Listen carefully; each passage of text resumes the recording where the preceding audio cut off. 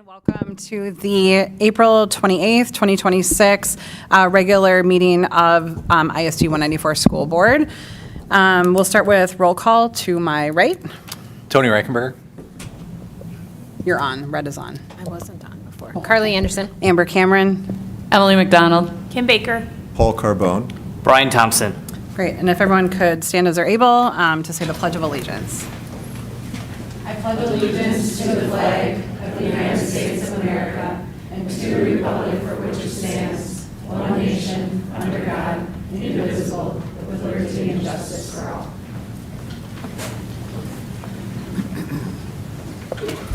All right. Oh, sorry, y'all. I switched the roll call, but we did that. All right. Let's turn it over to Emily McDonald for good news. Wonderful. Get comfortable, everyone. We know we have amazing students, and we have a lot of good news to share this evening. We'll start with Lakeville weightlifting team's continue championship tradition at state. Student athletes from Lakeville North and Lakeville South weightlifting teams delivered outstanding performances at the 2026 State Weightlifting Championships. Lakeville South captured its 7th consecutive varsity team state championship. In total, Lakeville athletes earned 14 individual state championships and 23 medals. Is that the end of it? It is the end of it. That's great. All right. 3 Lakeville students from Lakeville South and 6 students from Lakeville North earned awards at the 2026 Minnesota Scholastic Art and Writing Awards. Entries were awarded based on originality, skill, and the expression of a voice or vision that stands out from classroom assignments and social media trends. Gold Key Awards will go on to compete at the national level, so congratulations. Lakeville artists make their mark at the South Suburban Visual Arts Exhibit. 10 pieces of student artwork from both Lakeville North and Lakeville South were recently showcased at the South Suburban Conference Visual Arts Exhibit, highlighting the creativity and talent of Lakeville's young artists. The exhibits featured a wide range of mediums and styles, reflecting the students' skill, originality, and artistic voice. Among the outstanding submissions, 5 Lakeville area high school students earned awards for their outstanding work. Please take a look at the amazing artistic talent we have at Lakeville area schools at isd194.org/news.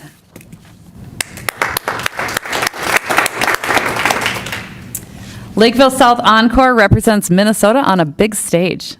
For the second year in a row, Lakeville South Encore proudly represented Minnesota at the Varsity Vocals International Championship of a High School A Cappella Great Lakes semifinals, held in Milwaukee in late March. Encore earned their spot after an impressive second-place finish at the Great Lakes quarterfinals, advancing as one of just 10 top groups in the region. While Encore didn't advance to the final round in New York City, the singers left everything on the stage and made it an unforgettable performance. Congratulations. Lakeville students shine at the State HOSA Leadership Conference. 20 students from Lakeville North and 14 from Lakeville South HOSA Future Health Professionals chapters recently demonstrated their knowledge, leadership, and passion at the State Leadership Conference. The conference provided students with hands-on experience that build leadership and career-ready skills while connecting with peers from across the state. HOSA helps students explore healthcare pathways, develop professional skills, and prepare for future opportunities in high-demand fields.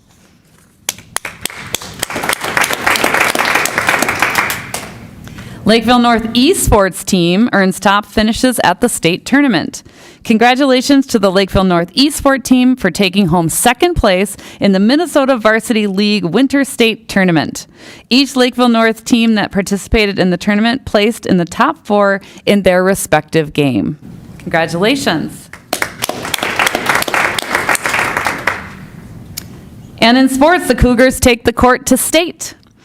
Congratulations to the Lakeville South boys basketball team on an incredible season. The Cougars secured a section championship with a hard-fought 76-71 victory over the Farmington Tigers and advanced to the state tournament quarterfinals at Target Center.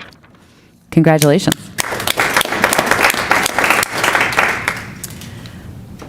Century Middle School student earns top honors for Cancer Research Project. Century Middle School 7th grader Nam Do has gained major recognition for an innovative science research project focused on cancer treatment.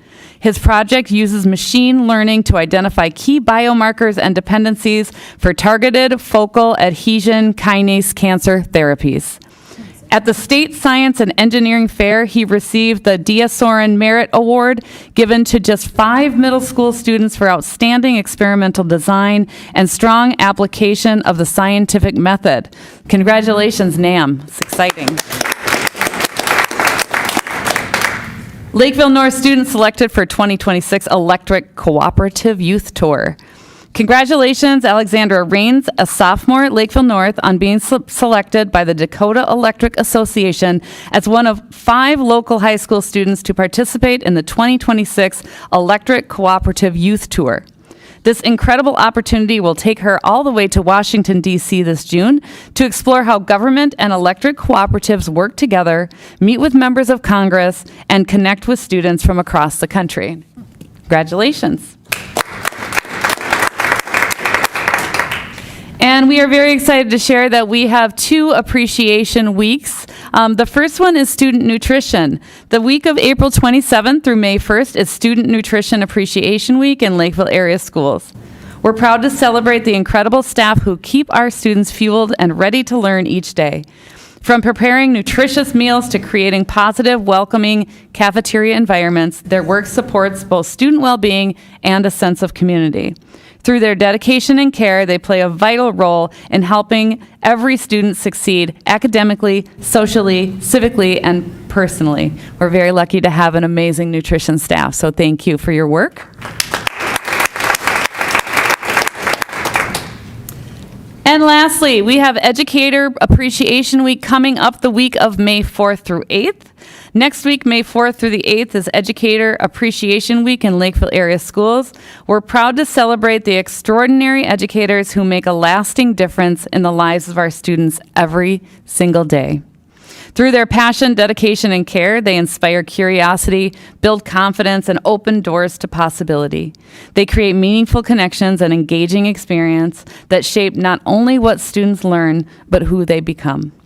Their impact reaches far beyond the classroom, helping prepare every student for academic, social, civic, and personal success. So we're excited to celebrate our teachers next week. And that concludes the good news. Great, wonderful, thank you. I have 2 things on board communications. One, on behalf of all of us, all the board members here, I just want to extend a thank you to the Lakeville City Council for inviting us last night for a joint meeting. We met at Lakeville City Hall to discuss the growing Lakeville community and how that relates to student enrollment, projection, and building plans for our district. And so I think I saw it's been over a decade, I think, since the 2 bodies have gotten together for a joint meeting. And so it was a nice time to connect, to learn about each other's work, but also build relationships. So thanks to our board for being there for an extra meeting as well. The other thing I wanted to just, oh, you want to clap? Okay. Great, I agree. The other thing I want to mention on behalf of the board is at the end of our April meeting, we went into closed session to do a superintendent evaluation of Superintendent Bauman as a mid-year evaluation. Per state statute, those are closed session meetings, but that we are to kind of provide a summary of the things that we discussed with Superintendent Bauman in that closed session. So at that, during that time, there were 3 goal areas that we reviewed with Superintendent Bauman. The first was around student achievement, including curriculum and instruction. The second was around finance and budget management. And the third was around operations and resource management. Overall, the board is very pleased with Michael's leadership, especially in his efforts to create consistency throughout the entire system in many areas, including teaching and learning and co-curricular activities. We know that there's a long way to go still with that, but that his leadership is moving in the right direction and kind of making sure that every student within our community has the same relative experience no matter what school they attend. The board was also very pleased with the budget trajectory of our district. While you probably see in the news, there are many districts that are having to face budget cuts at this moment. 194's budget is stable, and the fund balance has been brought to a level that we are very comfortable with as we continue to work towards the 10% goal that the board set. The board also noted that Michael excels at communication, especially with the board and members of the community, and giving time for people to voice their needs and opinions about how to improve our system. And then the board had continued discussion about identifying district needs and having Michael with his team prioritize those needs and associated costs so that as we can consider with a limited resource environment, what are the things that can help move the dial on the number of goals that we discussed with him. So we'll do another final evaluation at the end of the academic year with Superintendent Baumann, but this is a check-in for the board with him, and that's a summary. Anything anybody would like to add to that, or anything I missed? Okay. Great. Well, with that, we'll move to approval of agenda. Is there a motion to approve? So Make moved. a motion to approve. Okay. First, motion by Reichenberger, second by Carbone. Any discussion? All in favor of approving, say aye. Aye. Any opposed? All right, motion passes 6-0. And with that, we'll move to public comment. I'll read the information about public comment. We have 2 names tonight. The board will open up the floor for 30 minutes to allow the public to address the board with comments and concerns. To participate in public comment, individuals must have registered in advance using the form provided on the website by noon on the Monday before the scheduled public comment session. There will be no board response during the session. Public comments framed as complaints and/or concerns about students and/or staff are not appropriate in a public forum due to data privacy laws. These comments should be addressed to the administration outside of a public meeting. Likewise, complaints about school board members should be privately directed to the board chair and/or superintendent. No formal action will be taken on a topic presented during public comment. As necessary, the administration will follow up with the appropriate personnel on any concerns that need to be addressed individually. Also, if necessary, the board will follow up during board communications at the next regularly scheduled board meeting. Individual remarks are limited to 3 minutes. The board will provide a signal. Thank you, Kim. Do you have a signal? Great. No, that's fine. When the participant has 30 seconds remaining of their time. Please try to keep audience noise to a minimum to allow everyone the opportunity to speak uninterrupted. So with that, I'll draw the first name. It is Jana Spanovich. Did I get that right? Yeah, okay. And friends, yeah, great. And friends. Does this go low enough? Yes. Thank you, Kim. I am a short girl. Okay. Tell me when to start. Tell me. It looks like Okay. your crew is there. Good evening. My name is Jana, and I am a classroom teacher at Cherryview Elementary. This past fall, several members of your team visited my third grade classroom. Hi to you. We are here to let you know that our elementary schools have a clear and immediate need for access to IXL. IXL is a comprehensive K through 12 digital learning platform that supports instruction in math, language arts, and more. It provides adaptive practice, real-time data, and alignment with state and district standards. Most importantly, it meets students exactly where they are and helps them grow. While our current math curriculum lacks a digital component for individualized practice, IXL provides adaptive, standards-aligned supports that meet students, again, at their level and promotes measurable growth. I was delighted to learn that it even has skill plans for our Bridges math curriculum broken down into each specified unit. Woohoo! Woo, woo, woo. IXL is already a district-approved resource used in our middle schools, and elementary schools are requesting access for both math and language arts. One of IXL's greatest strengths is its ability to support students with diverse backgrounds, languages, and learning needs. Its adaptive design allows for targeted differentiation, making it especially valuable in classrooms with a wide range of abilities. Lakeville is seeing an increasing number of students with limited English proficiency and, in some cases, limited prior formal education. These students require immediate individualized support, something IXL is well equipped to provide.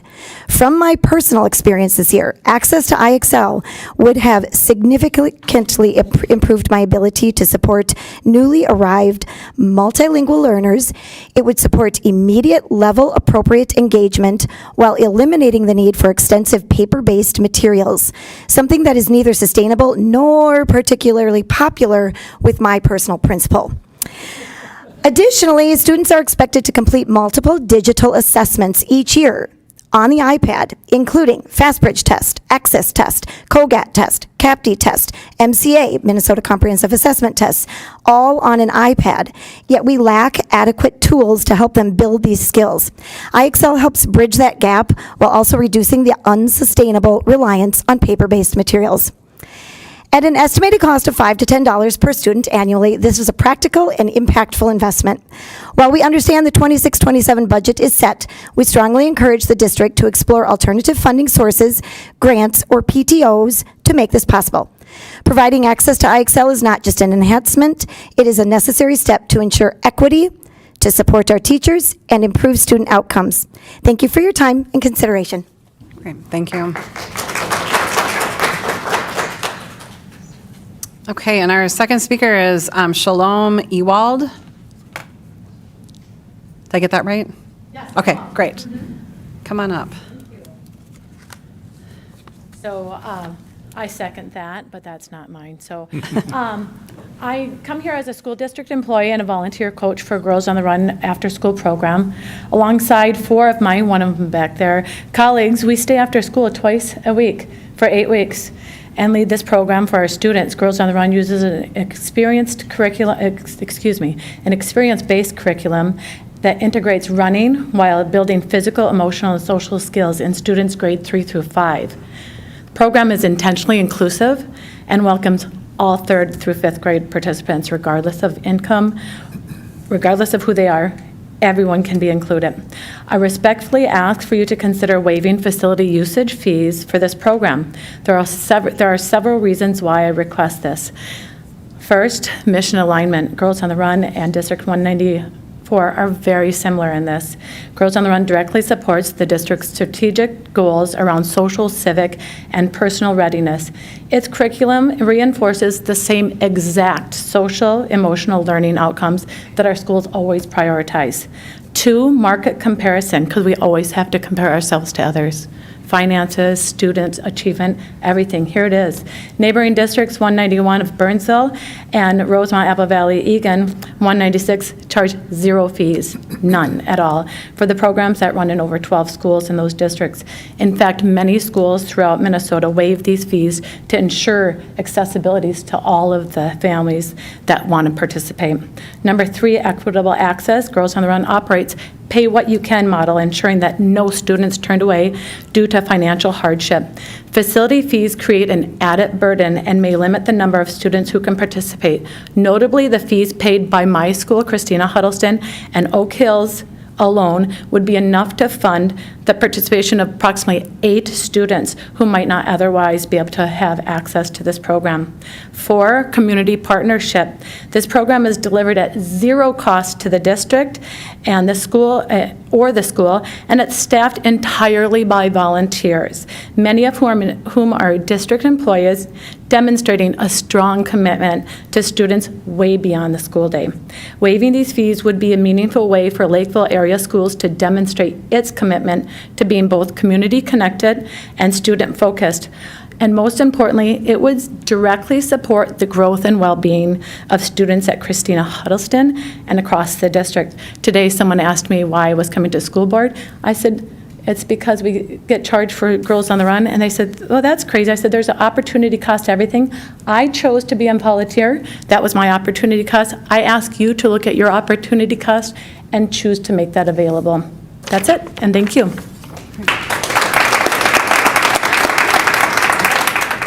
Well, thank you. That concludes public comment for tonight. We'll move to consideration of the consent agenda. Items in the consent agenda tonight include board minutes from our March 24th and April 14th meetings. B, employment recommendations, including leaves and resignations, payments of bills and claims, wire transfers and investments, a resolution regarding acceptance of gift donations, approval of extended field trips, an update to the 2025 calendar, which changes one day for secondary students, I believe. Is that correct? Okay. For high school.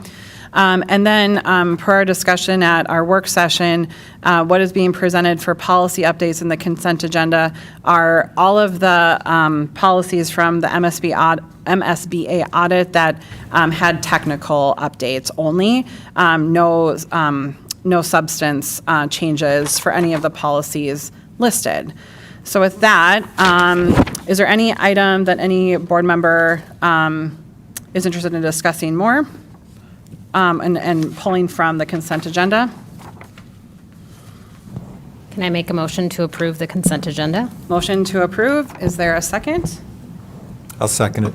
Okay, any discussion? Brian? Yeah, there are, I think, 25-ish or so policies that are going through a technical update. So what I've read was a lot of the changes were just removing the Board of Education and replacing it with school board. And so I think that the red lines are pretty clear with what changed and what didn't change. But what I did notice that there were a lot of policies that had notes inside, and there's a lot of policies that refer to the model policy to MSBA.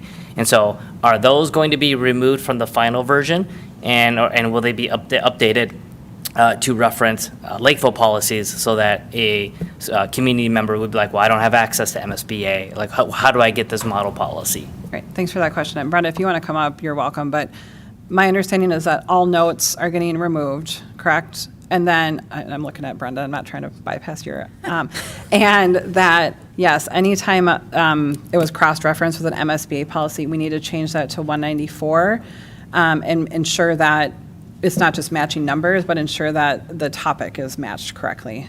So that will be done right before publication? Okay, Brenda's saying yes. Okay. Shaking her head, yes, yeah. Any other discussion? Okay, go ahead, Brian. And while these are technical updates, I do think that we probably need to establish a cadence, and we did talk about that at the working session to kind of talk through this. There's a lot of policies in here that might need another lens, and so when we make updates to the respective policy, do we have clear designation in each policy that says the latest update was X date, and it was a technical update. It was not an official board review. It is not official whatever.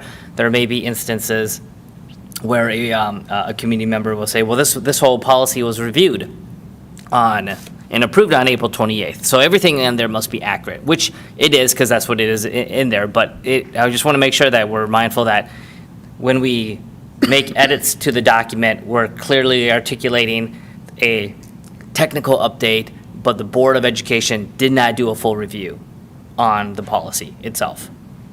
Does that make sense? Yes. Is there, Carly? I don't know that I don't want to speak for the whole board. I don't know that we intended to clarify that on the policy specifically. I think when we met for our work session, just to update the public who maybe weren't connected to that, we had an expert from MSBA come and talk about where we are with our policy, and it is very clear that we're outdated and putting our legal team and our HR team at risk with where we are. And so this is kind of a cursory review of a lot of policies to make sure we're up to date with statute and other things we need to be in compliance with. And then we go back and we take an approach of how we're going to more comprehensively look at each series. So I don't know that we would have on, you know how it says updated this date? Yep. I don't know that we're going to add technical we can talk about that as a board. I don't know that we would want to do that versus let's get all of our ducks in a row and then tackle it from okay, we're going to look at the 200 series or 500 series from there. I don't know how other people feel. Other thoughts, Brian? Yeah, I'm not opposed to the updates itself. I think what I want to be mindful of is that how does this look to to the public, where if they go to the website, they see that that the policy was updated on 4/28. And I think when I joined 3 years ago, we were looking at policies that weren't even touched until like 2013. They were like 10 years old or something like that. And so maybe those policies were touched and revised, but the actual policy revision date wasn't updated. I don't know. That's a separate conversation. What I'm trying to get to is that if we show that this policy was updated on April 26th, will would a stakeholder view that as, oh, the board looked at it, the board approved it, they agree that everything is what they, where I'm trying to get to is I don't want to put my name on these policies because we didn't have any discussions on them. So if you want to put that there were a technical update on April 28th, and then a full update wasn't reviewed by the board, the previous full update by the board was 4 years ago, there needs to be a differentiation, if that's what I'm trying to get to.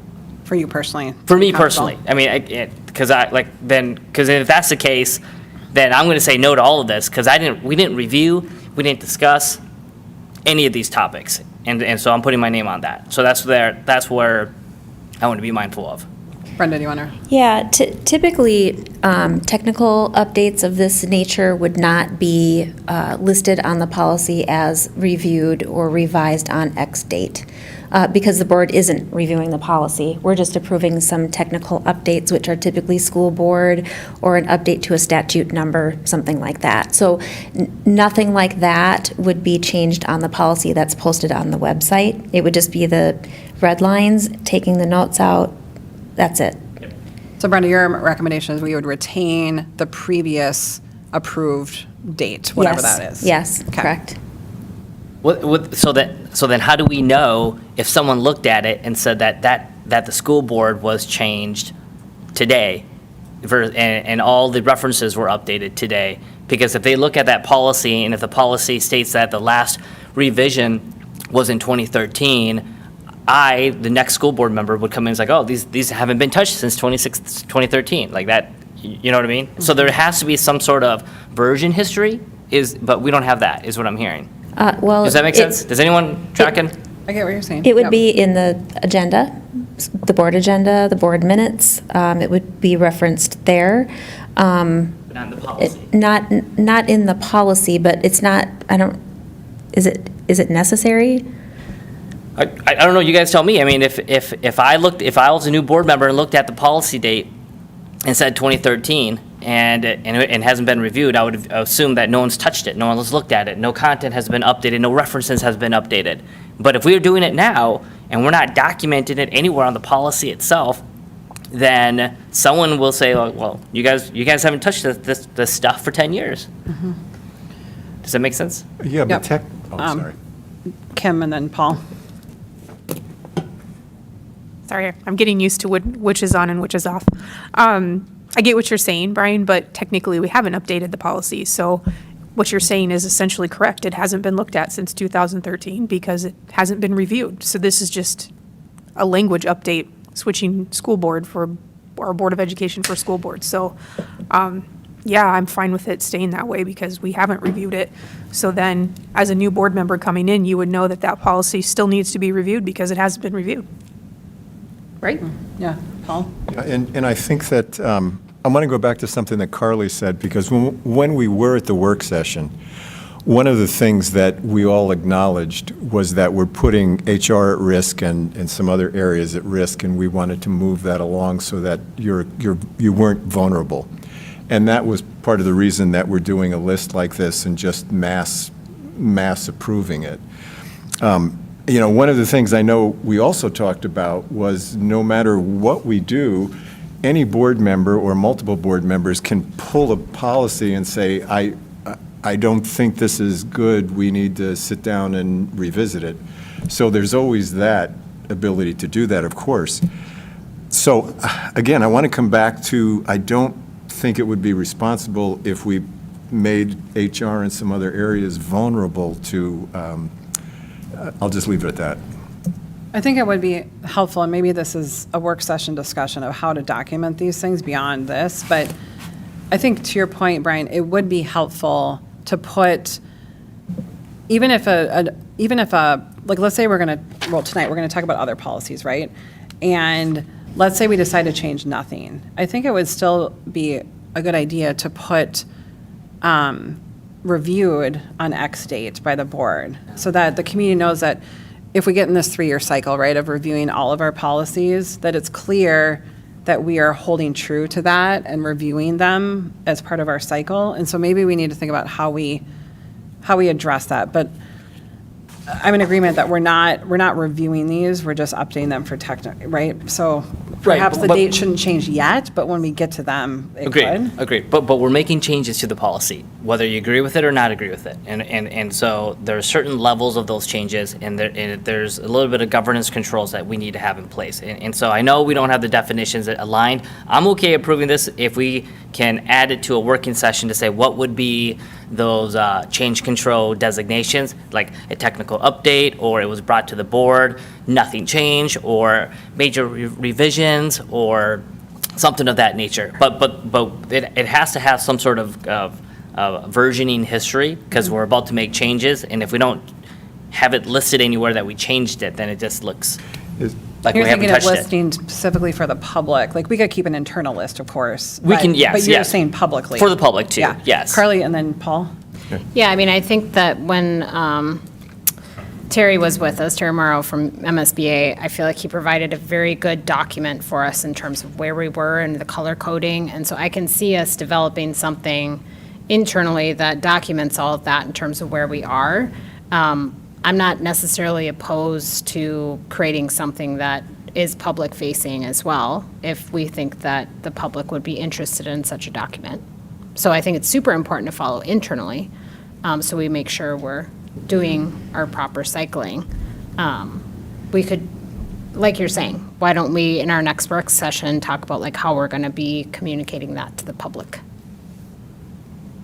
Yeah, and Brenda, is there a spot on the website or wherever might be appropriate, to Brian's point, where we could put on April 28th and list the policy numbers? All of these were technically changed, or whatever Brian is saying here. Can we just do like an asterisk type of thing, as opposed to putting something in each policy, or is that? I kind of see I'm like a just- grid, like a visual grid where we could, because Terry did a good job kind of like we're saying, kind of Right. color coding. We could just have something that kind of more states, these were reviewed by the board versus these were technical edits on such a Yeah, and I think date. then But I Brian- don't think we put them on our policy, in our listed policies. And I think that's the discussion. Yeah. Do we put it on 25, 30 each Yes. policy, or do we just have a blanket statement that says policy 1, 2, 3, 4, 5, 6, 7, 8 had this on this date? I mean, can I jump in? Is that okay? I think you were going to say more, but I mean, to Brian's point, I think we are figuring out how to get back in alignment with a consistent process, right, here with policy. So Brian, to your point, I don't think it would be harmful to put April 28th technical edits only. I don't think so either. And so, I mean, we're going to be going in and updating every PDF or however it's posted on the website. It's probably not PDF. So to add this, I don't think would be a tremendous amount of work. But I think it would be easier. I think it would be, if we're looking at public monitoring of things, I think it would be easier to have something that shows our cadence of things online, as opposed to us having to search individual documents for technical edits. So instead of it's on a policy under the policies, just have a table that lists the policies and when they were technically updated. Brian? So when you go to the Lakeville website right now, and you look at a policy, it has two designations: the date that it was adopted and the date that it was revised, and that's it. And so we got two different pathways. I think Director Baker said that leave the revised date as is and don't touch it. Well, we're making revisions, and so that date is wrong. And so I get that the board hasn't reviewed it And so it's an indication that we should go back and go look at it. But if we're making updates to references, changing Board of Education to school board and other miscellaneous things like that, you've made an update to the policy, and so it was revised. But those are the two designations, adopted and revised. Revised, again, I would view that as, if I was a community member, I would review that as the board looked at this document, they agree 100% with everything in it, they've discussed about it, they revised it on April 28th, and they agree with everything that's in it. That's how I would look at it, because they're not going to know the difference between what we're doing and what revised means on the policy document itself. So I would propose that if all these documents that we're doing technical updates, that we do say leave adopted, leave revised, and then we can say technical revise April 28th, 2026. So a method potentially that I believe the legislature uses, correct me if I'm wrong, but they list their updates at the end of the policy, and anytime something is revised, they include the date by which it happened. So, we have it at the top of the policy, which I think as a header, you don't want it to become this giant thing before you can actually get to the policy. But what if Well, I don't mind if here, it's on the bottom. I'm okay with that. if yeah, it's on my the bottom, idea is yeah. like, what if instead of, we moved it to a footer where we had the history of any time the policy was reviewed and or edited, we retain a record of that. Which I think is what you're getting to. Yeah, because I think MSBA has that on their website. So when you go look at policies at MSBA's website, you'll see any updates that they have, and you'll see the red line version and then the previous year's version to that. And so what I'm hearing then, if you go down that path, and now we're going to solutioning, and we should probably, if Brenda wants to sit down, she probably can. Yeah, Brenda, what do you think of that? Sorry. About sitting down? Well, no, about the idea of like, No, she can sit down if she wants to, is what I'm saying. But, just one second, will you wait 1 second? yes. They don't all I don't have want, like, we shouldn't have two policies listed. Like, if the 201 policy, someone clicks on it, yes, but from what I'm hearing you correctly is that you want the 201 original policy, that the most recent one that was approved, and then in addition to that, the previous policy that was after. So a policy No. that might be 2 pages is actually now 4 pages, No, because no, it's no, showing the revision history. No. What I'm saying is we have our current policy published. Yep. Just like they are.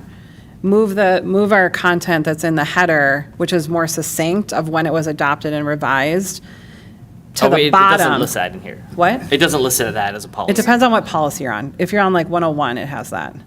There are policies that have that at the end versus the header. So maybe we just need to create a consistent method whereby any revision or review is documented.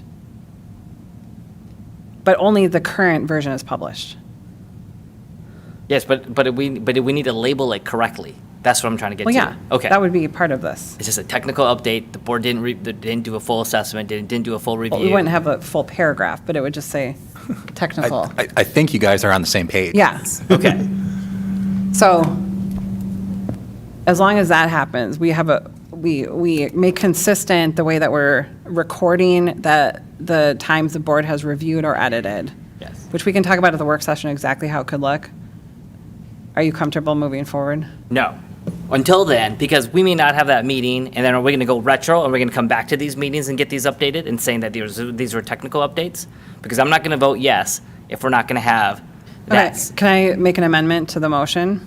Sure. So I'd like to make an amendment to the motion whereby we're approving the consent agenda, and we are creating, for every policy, starting with the ones approving in the consent agenda, a documentation and a footer of the dates by which the policy was approved and any time it was revised or reviewed by the board with the appropriate notation on what happened. So in this case, these would be listed as technical edits on April 28th. Okay. Does that? Then I'll get it? second that. Okay, second that, okay. So first and a second on the Can you do that during consent? amended motion. What? Can we do that during consent agendas? I don't know if you can or not. Yeah. Sure. All right. Cool. Any discussion on that amendment? No. Okay. Carly? I guess my only question is like, are we the only people doing this in terms of getting to this level of granular detail? And that's the only thing I asked the board, but it's time to be effective with all of this. So if Yes. this is the way forward, then this is the way forward. But I They think, literally copy and paste and put it on the bottom of the policy revision Word document, like. Kim? I guess my only question would be if we have the work session and make a different decision as far as what this looks like. Maybe a majority of the board says they want to do a table. Like, what are we going to do then if we've already voted on this? Because we said we were going to discuss it at a work session. I think we're kind of putting the cart before the horse.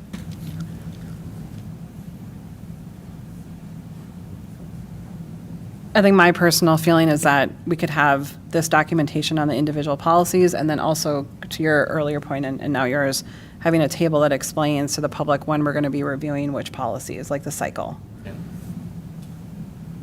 But, I mean, yes, we need to discuss that more in work session. Paul? Right, and if something different did come out of the work session, we can always bring it back here for a vote and make the adjustment. So I'm not concerned about that. Yeah. Again, I think we do need to move some of these forward. Did you have your hand up? No? Go with Any that, other Brian? discussion?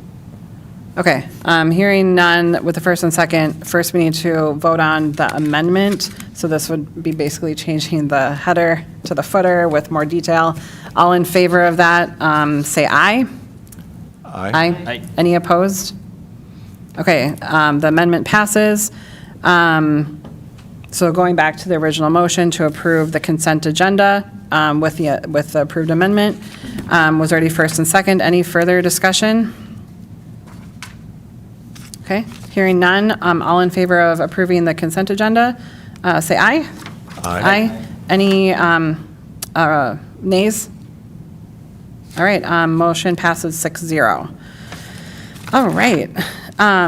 With that, we will move to the district reports and discussion. So I'm excited to invite up our high school team, Principal Booty, Principal Murphy, and Principal Gare.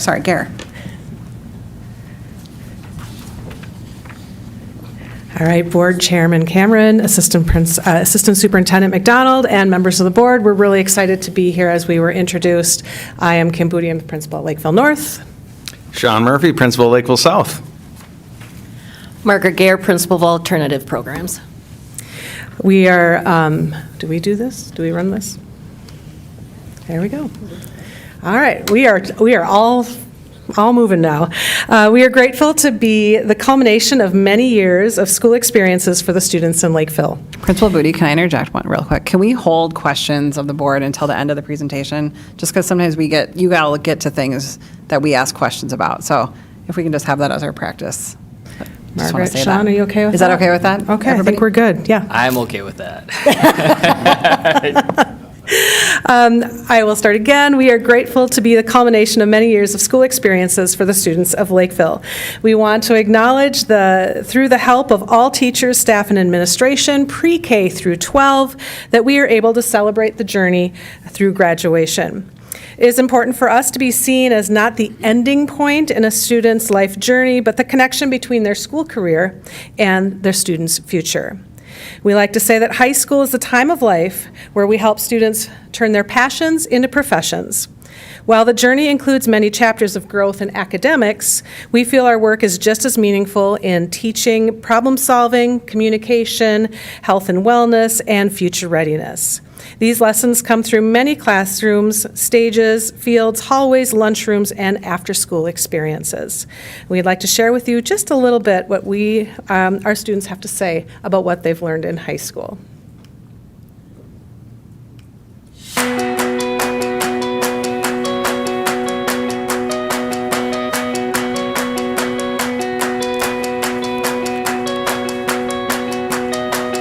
I would say the hardest thing I've learned in high school in general is just how to manage my time. I'm a 3-sport varsity athlete for the majority of my high school career. I take a lot of APs. I am a good student. I try hard to get good grades. Balancing sports, sleep, nutrition, friends, family. It's a hard struggle, but I'm proud to say that I think I have done my best in high school, and I think I've really mastered it, and I think that's a really important skill that I'll carry with me to college too. The hardest thing I learned this year, I don't know the specific name for it, but it was in my Calc BC class. It's like there's this one sort of problem, but there was like 20 different ways to solve it. I couldn't figure out how to do it for the life of me, but thankfully my teacher, he doesn't care how far behind you are. He's always open to give you a helping hand. I think the hardest thing I've learned this year is how to connect with my teachers. I finally got it by talking to my teachers and realizing that they're humans like us also. I realized that it's really important to have that connection because it helps you a lot. And I just think that it really improved my academic experience, and it made me enjoy school a lot more.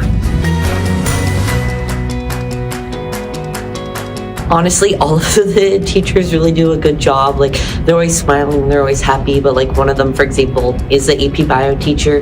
She's always willing to laugh at our jokes, always willing to smile, and always just being a great person. But this is also just almost every single teacher at this school, so.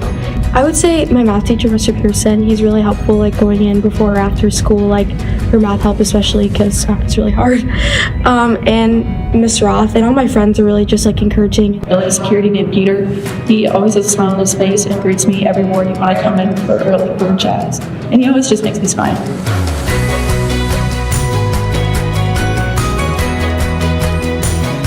Picturing the person I walked in here as compared to the person I am now, it's completely different. And I think the staff has done a big part in forming that. For me, as a 9th grader, I was pretty in my shell. I didn't socialize as much, but after the course of these 4 years, I've learned how to come out and be myself and have fun all the time. Not only dedicated to making a change and dedicated to our students and the staff and everything. We are proud. We are a strong community. I think that we have a really good pride, and we just really are a group of people here that really want to see each other improve and do the best we can.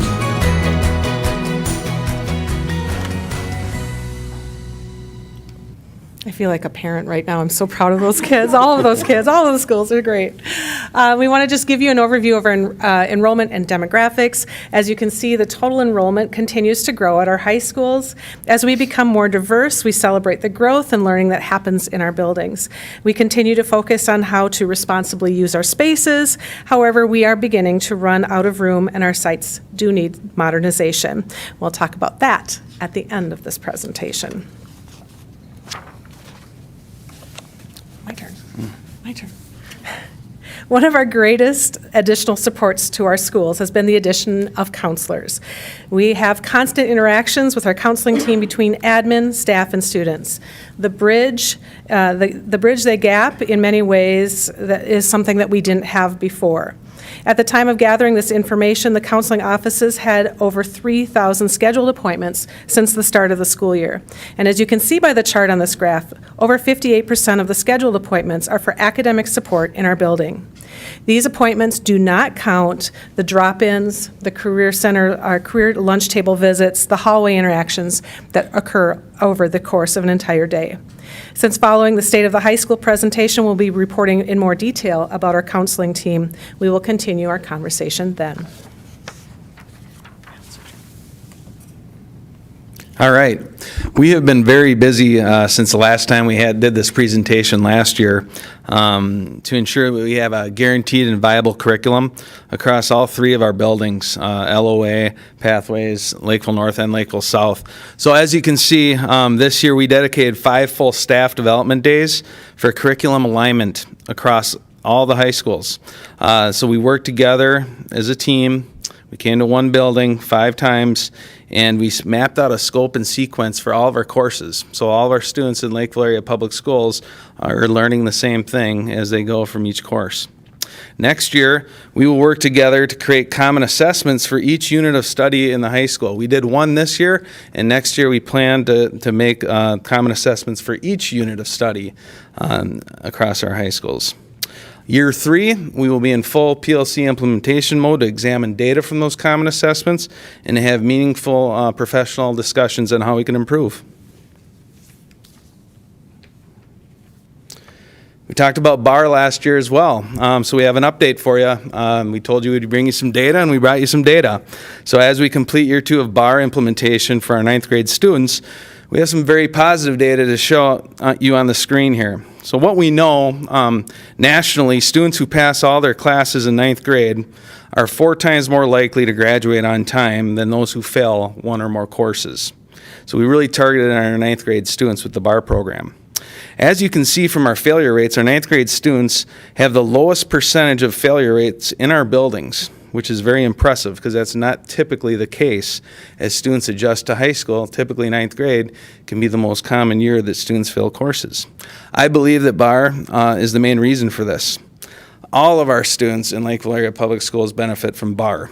So every student is put into a BAR team with a group of teachers, counselors, and administrators who talk about them weekly and intervene when needed to ensure they are successful. Students feel connected to the school because of this.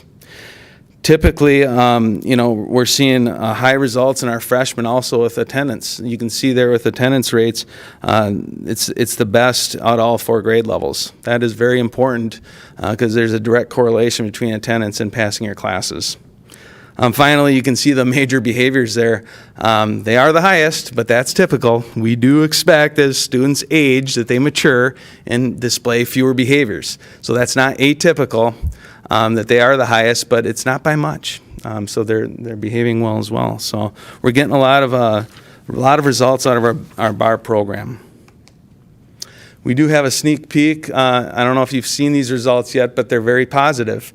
And that's a testament to everybody in this room, I believe. The school board, our superintendent, our teachers, our support staff, our administrators. We're seeing a lot of good results from our daily desired experiences. Lakeville really is an amazing place to be. And the results show that. You can see as our attendance, especially with Link Crew, we talked about Link Crew last year as well, but making freshmen feel connected to our buildings is extremely important.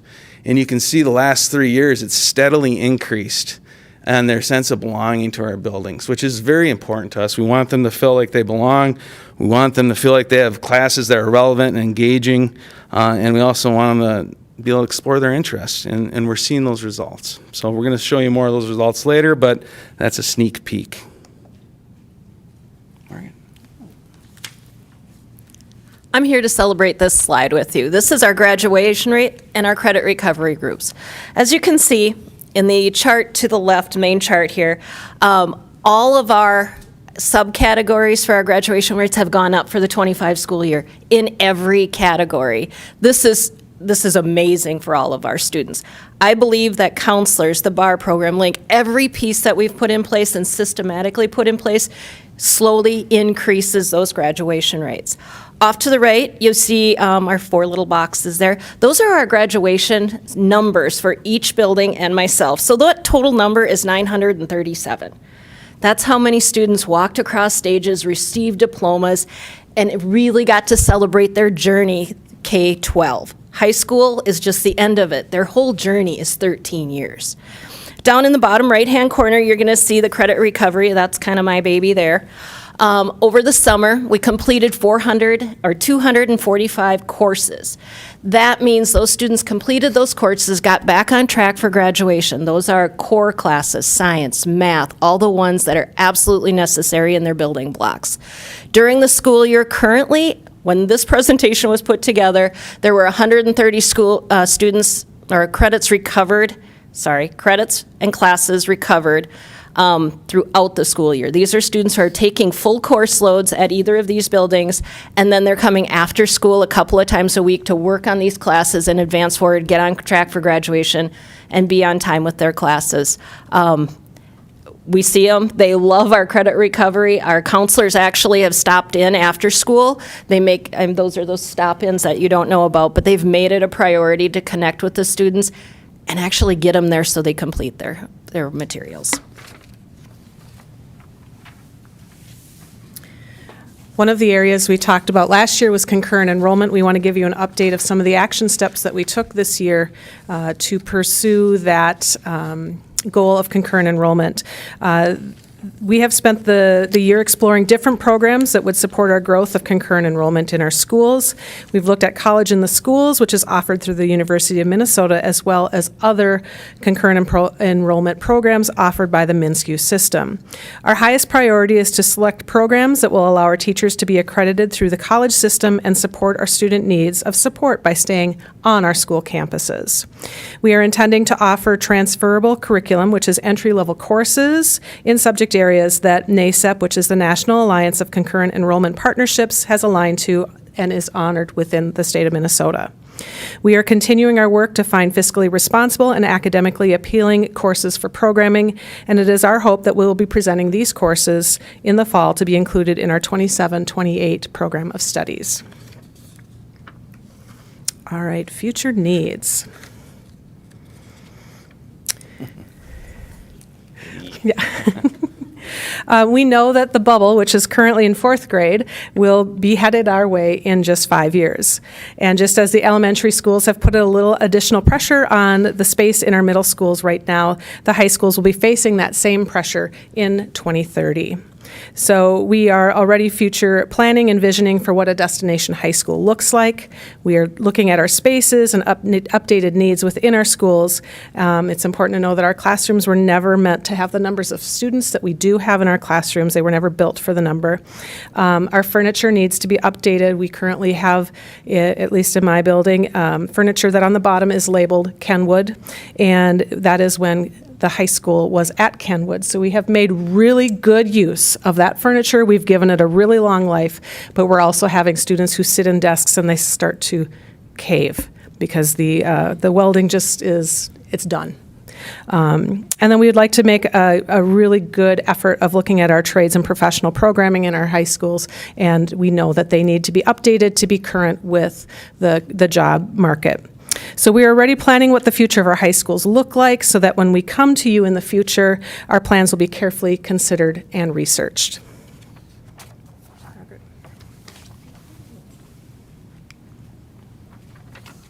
I get the personnel slide.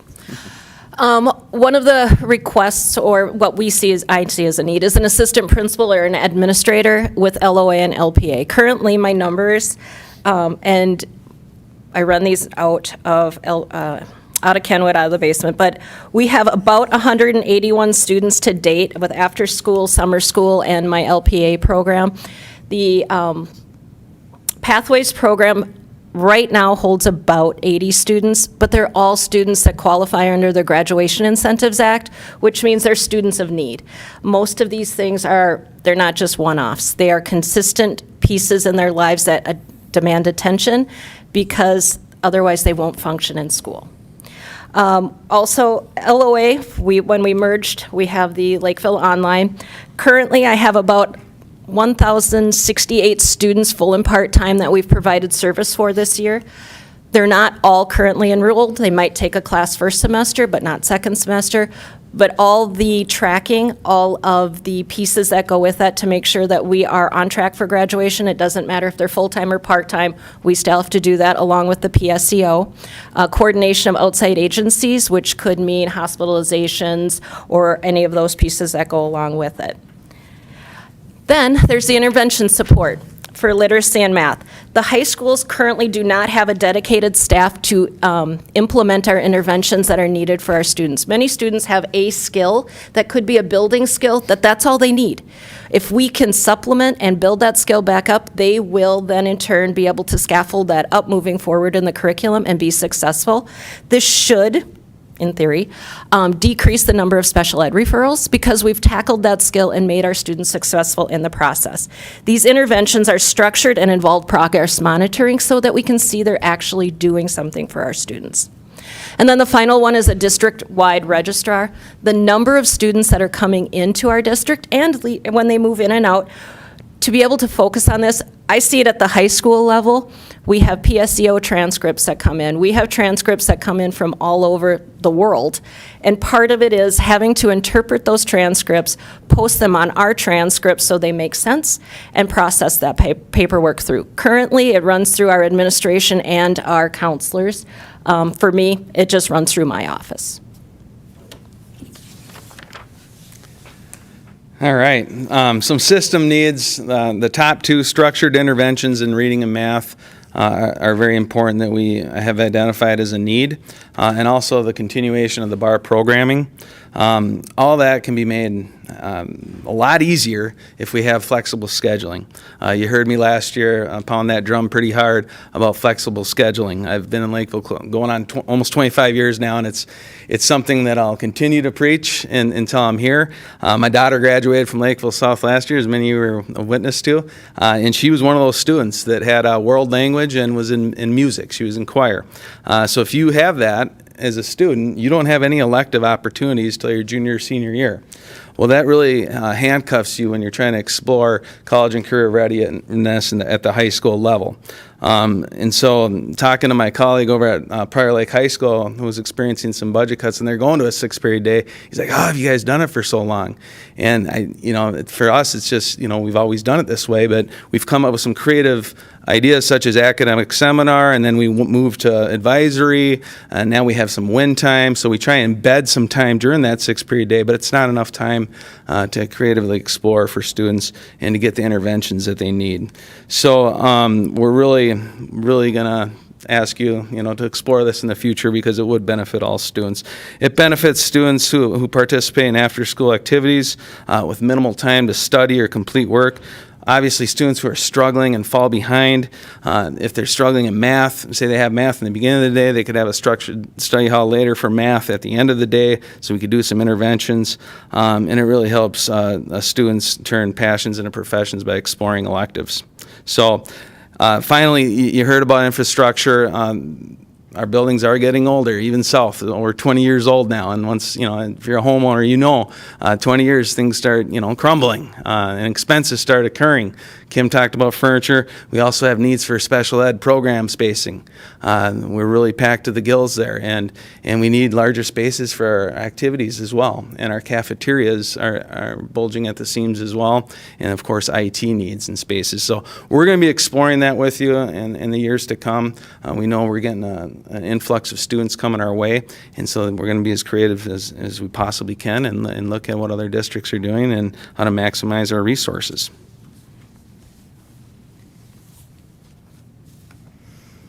In conclusion, we are incredibly proud of our students and our staff in our schools. We sometimes reflect that while the world gives teenagers a lot of side glances, we proudly look to the future and the future of our world in our students. We do not look at it with concern. We see the best and the brightest in professions that haven't even been dreamed of yet. We are grateful for this opportunity to share with you a small look into our daily practices and systems, and we look forward to sharing with you again in the future as we never tire about talking about how proud of our students and staff we are. Great. Well, thank you so much for that presentation. I'd like to open it now for discussion with all of you and questions. Paul? Yeah, please, thank you. Last year, the board had a number of discussions on curriculum alignment and common assessments. So I'm really glad to see that you're focused on it and that you literally have deadlines that you've given yourself. I think that's terrific. I did have a question about the 9th graders and failing one or more courses. It was just not quite 7% of kids were failing one or more. My question is, how many are failing multiple, and is there a specific class or classes that seem to be the ones that people are failing, or is it just random across the board? I don't know that we can give a straight answer on that one without having the data in front of us. Okay. I mean, I do think we often see students who struggled in middle school in a particular class will struggle that first year coming in. So if they struggled in math, they might struggle as well in math their freshman year. I don't know that, I think the core classes are always hard because the rigor is upped, right? So it's that transition into high school. And that is why we've really focused on our core teachers being those bar leaders to really bring students forward to have discussions and help them make that transition, to notice what's going well, what isn't going well, and how we can support them as we work through that. Okay, and then the second question I had was, with America 250, Declaration of Independence this July, and I know seniors, everybody's going to be out of school, but are the high schools doing anything special in regards to focusing on the founding documents, the Declaration, the Constitution, civics, citizenship, anything to sort of celebrate that with the country? Tracy, where are you? Sandy? No, I fully anticipate that, yes, there will be some of our social studies getting together. They do that anyways every year. They do a great job of covering that. And anytime there's a significant milestone in our country, we make it a point as a district to really emphasize on that. And our teachers will be probably working with teaching and learning. And they usually do a great job of providing us lessons and some history and some context for our teachers to give to our students. Good, thank you. Kim? So I have several points I want to make real quick. First of all, we have an online school program within Owatonna Schools as well, and I know the amount of work it takes to keep that running. It's no simple task because you have kids that are moving in and out of that program all the time. So every time an end of the quarter comes, I'm like, oh God, it's starting again.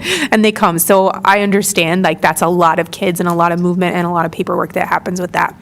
Number two, like one of the things that I noticed when I was watching your presentation and listening to you speak was that the ALC campus wasn't included in the need. I think that should be added. That's something I continue to advocate for. It was never supposed to be a place where not those students, but our students stayed. And I'm hoping that in this next phase, when we think about expanding the high schools or what that can look like and adding those technical programs, that it will include some type of program or plan for our ALC campus as well. Last question for all three of you. Something the board has discussed in great detail is interventions at all levels, elementary as well as middle school and high school. So are there interventions that you have investigated as a team that you feel would be beneficial to your students? Do you have suggestions along with the flexible scheduling? Because I'm going to say it so you can continue to hear that flexible scheduling is included in the intervention process there. So just curious to what your thoughts are and what work you've done with your teams. Yeah, well, you kind of nailed it there. The teachers are the primary resource, so reteaching and having time in the day to do that is critical. You heard about IXL. We've utilized that program in math. Programs such as that, when you can leverage technology for students to get retaught information that they missed, is crucial as well. So, but just time in the schedule, flexible scheduling, having students be able to have time to do this, because many students maybe don't necessarily have time to do this after school. Maybe they're babysitting a sibling. Maybe they have a job that doesn't provide for this. And so time during the school day we found to be the most impactful, especially with our experts or educators. Carly?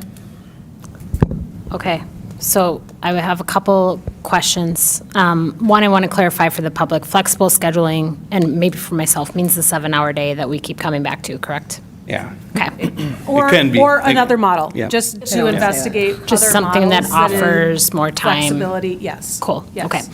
All right, so I want to say I'm so excited to see the bar data, and I do have a question. I have two questions, one about bar, and then I'll remember my other one. But with regard to bar, I know we've talked about, would it be helpful to be extending bar? So I know or do you feel that bar is really for that entry and transition? And I know in an ideal world, maybe would have it at all levels, but are you feeling you need anything beyond 9th grade at this point? Some schools have experimented with doing it in 10th grade. It gets more difficult to do because of scheduling, because ideally the teachers in the bar team have at least 80% of the students that they share. And so as you get in the older grade levels, it becomes more difficult. What we've seen districts do is go downward into lower levels, like middle school. And so you'll see that that's really effective at those lower levels. So we have talked about it with our bar coach, both Kim and I. And right now it's we do believe, obviously, with the freshman year, getting them connected and having teachers make those personal connections with students really is beneficial. But it's not something that, we haven't looked at, but it's just, right now, it's, not in the cards for us, so expanding it. Okay, and then the one other question I have, very excited to see you guys exploring the concurrent enrollment that many of us have been asking about. Is there, I guess when you're talking about fall exploration or fall discussion of what's going to be on the next year's curriculum potentially, is there a need from the district in terms of preparing teachers, or have you explored that there's already teachers who are qualified to do this? That is part of our exploration process, because teachers must have a master's degree and then additional 18 credits in content. And so what we're finding is there are programs where you can get that 18 credits at a reduced rate. And we just found a program that actually provides, as long as your teachers are committed to following through on the concurrent enrollment, they will give you a grace window and help do the training over a course of a year. So we're hoping that having it not be an expense on top of the teachers' backs will help us recruit and retain some great teachers that would give that concurrent enrollment the accreditation it needs in order for us to actually teach those concurrent courses and to ensure that we can continue to grow in a way that is logical and makes a lot of sense for our students. Thank you. Matt? Thank you. I have a couple of questions on a couple different subjects. But just going off concurrent enrollment, do you have an estimate of how many courses you're thinking that you'd be able to add to our current offering come 2028? I don't know that. It's going to depend on the number of teachers accredited. So we're hoping that over the course of this next year, we can really push that. I would hope, if nobody, this is Kim's world, right? I would hope that we would add courses in all four cores the first year, and then continue to build off of that into multiple levels in those courses, and then into electives as well. Right. And are we looking at other districts and what they're doing as far as, and I want to say it might even be might be Burnsville, where you can come out with your associate's degree? Yeah, that is a pretty intentional structure, and I do think that is a long-term vision for us, is that you could come out with an actual AA degree in a content area. You can keep going. All right, on the bar program, can you explain just a little bit, I know we talked about it a little bit last year, what exactly does it look like from a practical matter as compared to what we would do normally? Like, what does it add? And then how do we know that we can tie, that investment to this performance and these results? I'll start, and Sean can finish, because he does a good job of filling in the gaps for me. What we do is we do have students scheduled so that they have the same science, math, and English teachers. They meet weekly with their students, and they actually go through data based on their classrooms, the things they notice, things that are going well, things that processes and progress that students have made. So we try to celebrate the good too, like we've made some good progress. In addition, there is a monthly curriculum that is kind of a connection curriculum. It's different lessons. They're called I-times, and what they're really set up to do is give teachers kind of a qualitative look at a lesson of who's interacting, who is choosing not to, what are the things that our students are talking about, what kind of interactions are happening. So again, it's to build community. It's to build, to break down some of the barriers of freshmen not knowing each other and trying to get to know each other. So I think that once students realize that their teachers are paying attention to them, paying attention to the details of who they are, acknowledging when things are going well, that all contributes to the data. Yeah, so just to add a little bit to that, so we have small block meetings where the teachers are meeting those teams, talking about students and looking at data. And so they know the students because they share the students. Before, you had a building of close to 2,000 students, and it was just, there you go. Nobody's sharing students, nobody's really talking about them because it wasn't built into the structure. Now it is. We've also, both Kim and I have been intentional on making sure that our 9th grade class sizes are a little bit lower than the other grade levels. That's important. So teachers, are able to have that time to meet with those students and really intervene early. We also have our counselors working and our administrators, now freed up because of our counselors, working on during the big block meetings. So they meet monthly to talk about students and to catch students early when they're falling. To get them Tier 2 support, to get them Tier 3 support if needed. That's extremely important to catch students early when they're struggling. And now all our students are being talked to, as Kim talked about our I-time lessons, these are the best lessons in the country, that these bar coaches have gone around the country learning from the best teachers in the country, getting the best SEL lessons, get to know you activities, and making students feel included in the building. So students feel valued when they walk into our high schools now because they're doing these activities with their teachers, which we hadn't done before to this level. And then you're seeing it in our results, in our daily desired experiences. So BAR has been great. It's a proven formula. It's spreading all across the country. It started in Minnesota, which is very unique. And now it's out east. It's very big out east, and it's very big out west.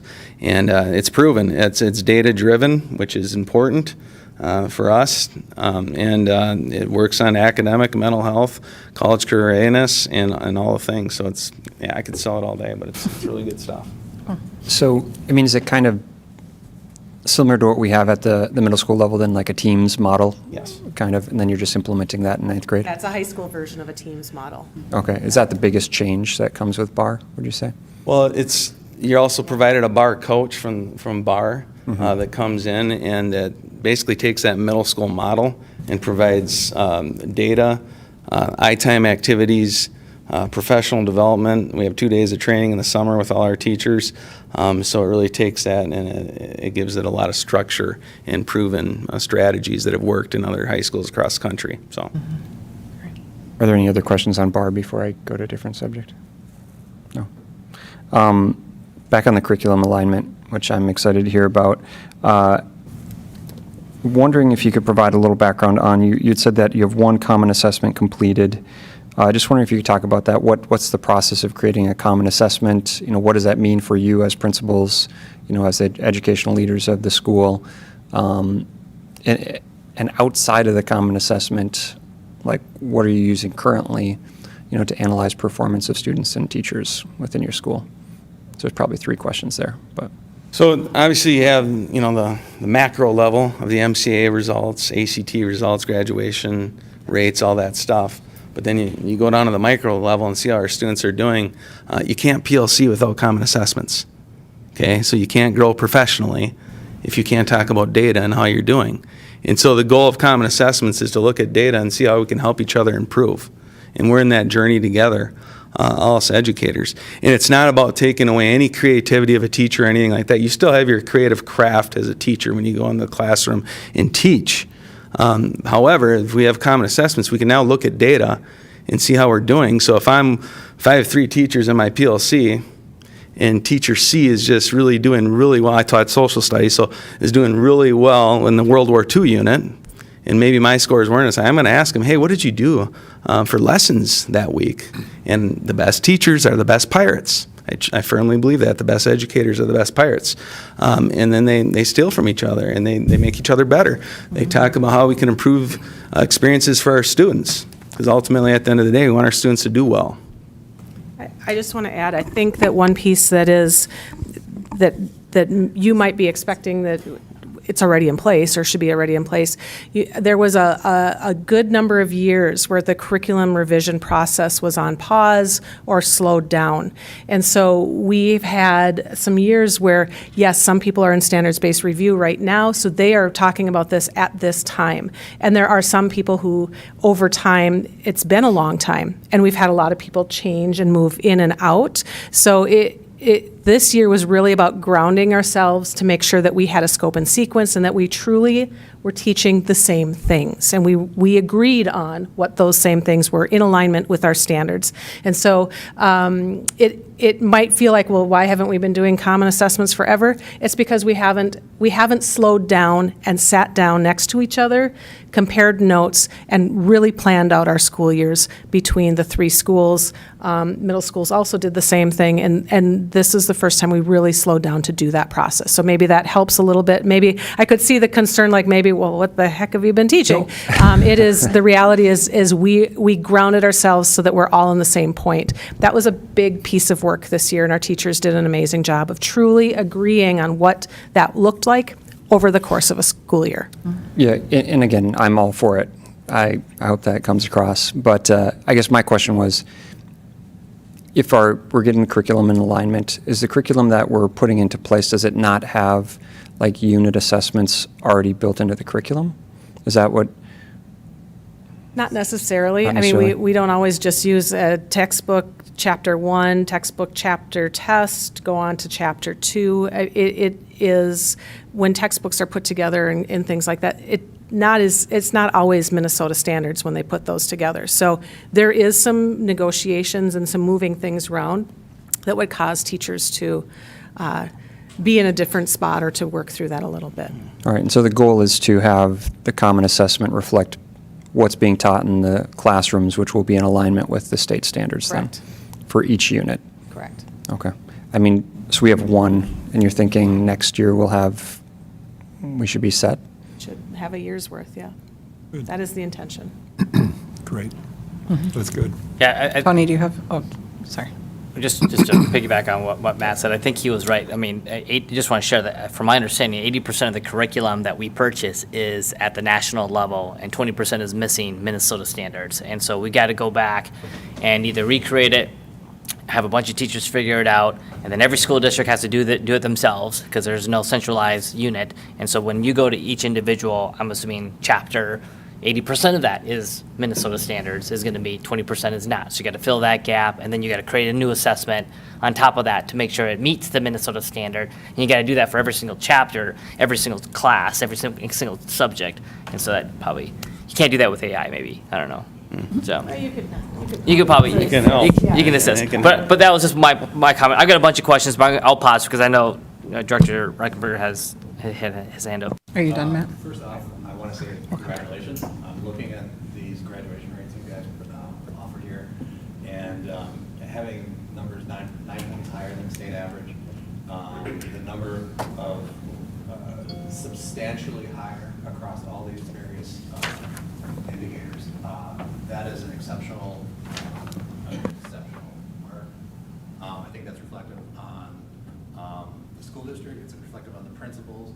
It's reflective it's reflective of the educators, like teachers within the. Oops. Thank you. The educators in the schools, and I just want to say congratulations and thank you.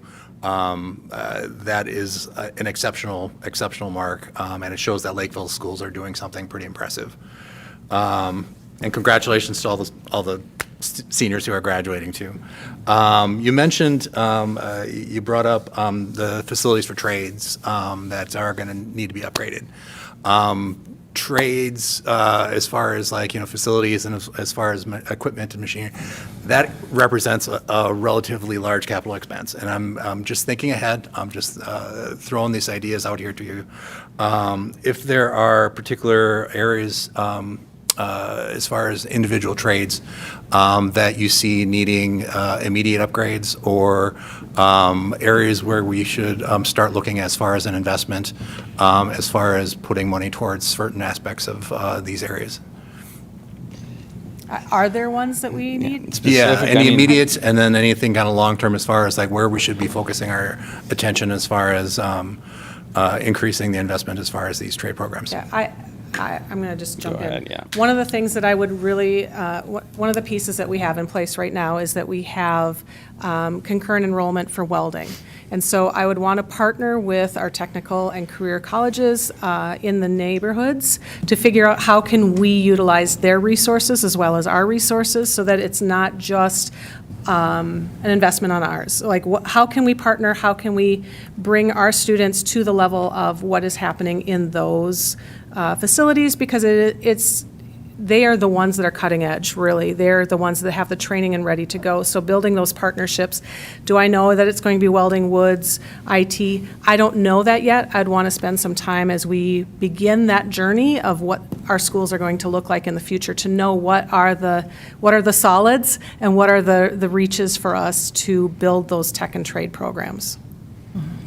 Yeah, and I would just echo, we're running into space issues right now at South with our engine technology program. So we have students that want to take the class, but we only have X amount of space to host these classes. And so there's space constraint for everything. But to expand, to answer your question, some of what we're seeing is students really getting interested in our welding, HVAC, plumbing, electrical especially, and then of course the engineering, so electrical engineering, and that all requires space. It all requires equipment. We do a great job with what we have. Right now North has welding, and so the South kids go over to North for welding classes, and South has a wood shop and carpentry and some electricity stuff that we're doing. So North kids are coming to South, so we get to share our students, but you can imagine the space constraints that we have with all these programs. So our STEM teachers would be more than happy to talk to you about what they're seeing and some of the technology that their students are telling them. And I invite you anytime you want to come in and listen to our capstones. We do them. We'll be doing them starting next week, I believe, or the week after. Our seniors will be giving their capstones on their projects. They work with local companies, and we invite people, the public, to come in all the time to listen to those capstones, and you'll get a really good snapshot of what's going on. So, but yes, that's a great question. Space is a real issue. I can add on that. I can also add on, as a former work coordinator, I have worked with a number of businesses over time. We have lots of them in our area that want to pair with our schools. We're talking our trade unions, like the 49ers union has actually already developed part of the curriculum, works with the state of Minnesota, and it is a cost neutral to us if we get that implemented, where our students will be able to take classes now and go out into their sandboxes, work the big equipment, and they will be able to use those hours for their apprenticeship programs. There are different HVACs ones that are built that way also, because our two-year colleges are on waiting lists right now. So anything we can do in our schools is giving our students that leg up when they go out into the workforce. Great. Tony, do you have more? No. Matt, should we circle back to your last one and then over to you? Sure. iExcel. So you'd mentioned leveraging technology and using iExcel. I think I've seen it at the lower levels with our kids where it's like they're trying to get to 90 or whatever. They do a problem. If they get it right, it goes up. If they get a problem wrong, it goes down, right? Is that the same kind of iExcel? It's the same program. Something similar you guys using? Just focused on with algebra, intermediate algebra and geometry are the two classes that we align or use iExcel. And I know there's a discussion we still have to use on the board or have on the board, but has there been any discussion about using like an AI tutor program at the high school level where it's actually, doing some teaching as well as not just giving you questions? I think we've talked about it. I think we're talking about it through the curriculum revision process as well to make sure that we're using products that we feel good about. We're nowhere near the discussion full implementation yet. Brian? Yeah, so thanks. There's a lot of topics that were discussed. I've just got three, but I probably have like a bunch of questions within each one, so bear with me. One is the academics, second one's counselors, and then future plans. From the academics perspective category, there was a credit recovery. I saw 120 and a 255 number on the slide. It showed a massive reduction or based on kind of where we were at the end of April. I'm just curious, does the credit recovery influx as you get into summer with people not graduating on time? So I'm just curious if the 120 is slightly skewed, or is 120... Those are two separate numbers, Brian. Summer numbers and academic year, and then there'll be summer numbers again, correct? Principal Gar? So the academic year was 130, and then the 130. summer numbers down here are the 245. So we had 245 students who had to do academic recovery over the summer? No, 245 classes. 245 classes. I think it was about, don't hold me to this completely, about 158 students, give or take, for that 245 that was recovered. Got it. And so then, but the 120 is a reduction from the previous year. Is that what you're saying? No. All of I don't those think are. I understood cur- that then. Okay, so the current numbers are classes that they have done in the 25-26 school year. So I don't have a reduction number on here. I didn't compare the two from Would last year. would it be fair to say, Principal Guard, that the summer is a more intensive time for credit recovery? Yes. So that's why those numbers are high, and then during the academic year, you have fewer. Correct. And then you'll probably So- have high numbers again this summer? Right. Currently, we don't have an academic credit recovery program for 15-year-olds. The application is into the state. So that summer, we get a number of kids that turn 16 so we can do our independent study credit recovery. So you see that larger influx. Yeah.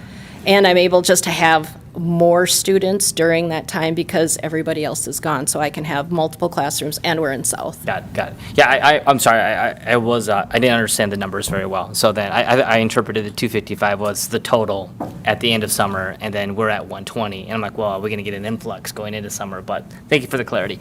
Director Swanson, I think you're right in regards to the iPads, the technology, the IXL. How do we have AI education as a supplement to what our students can do? I know they all have iPads right now. Every single one of them. I think we approved one, and they get a brand new one, or not a brand new one, but it's like $100 a year for each one that we end up leasing out for an iPad. But the tool's there. We just need to find the program. And I'm assuming the cost of the program can't be that expensive. And so if there are opportunities where, whether it be Khan Academy or IXL, I know that my son, when he was about to take his algebra class to get into Normandale PSCO, he had to do this thing called ALEKS, A-L-E-K-S or something like that. It was just a self-study math course. He did it for about 4 weeks. It showed him his proficiency, and then he took the exam. And so there's capabilities out there now. It's got to be, I really think that's an area for us as a board to decide if that's something that we want to nudge even further or faster so that we can implement that. Because if we've got win time, we've got breaks, they all have iPads, they just need the software license to just do it. That might be something for consideration. The academic advisory piece, I saw 58% on the graph that said they were doing, the school counselors were doing academic advisors or advising. Curious, is there a requirement at the high school level where the counselors need to meet with every single student at least once a year? Kind of like you're a financial advisor, you meet with your student so that they know where they are, what classes that they're taking, or is it just more of whoever signs up gets to go see them? At this point, there is no requirement that they need to, but I do think students work pretty hard to connect with their counselors, especially those juniors and seniors who are looking for what comes next. In that whole academic piece, the 58%, 53, whatever the percentage was, we'll talk about that a little bit more, break it down a little bit more in the next presentation. But it could be everything from letters of recommendation, PSEO, college planning, college applications, changing schedules, needing help with some advice about how to study, how to do better in the classes. So it could be that whole range. But there could be instances where like a student doesn't talk to their counselor at all. At this point, because there's no requirement. That is true. At this Okay. point, there's not a requirement. And so then when they pick classes, with the assumption that they're picking classes that the parents are helping or the guardians or their friends are helping, but no one is providing oversight on class selection either. Not sitting down At the individually, moment. checking boxes, but they are in the registration spaces to answer questions to make sure that they are on track with That's their fair. career plans or Okay. with their school plan. And so my last commentary, maybe less of a question, well, I do have one question in this. It's just the future plans, the concurrent programs, 100%. I think that sounds like there's lots of enthusiasm by the board for implementing that. Super fortunate for me, my son is going through a PSCO program and is taking advantage of that. Because of the limitations of concurrent, I know that my son had to fill out some applications to even get into these collegiate programs. So I'm assuming that if we do concurrent programs, students are going to have to follow a similar pathway. They have to meet certain GPA, certain XYZ to get into that. And then based on just class size availability, we're only going to be able to take so many. I mean, you're going to run the course of, we're going to run into probably scenarios where AP students are going to be like, hey, I'm going to just take a concurrent class and then go from there. So interesting.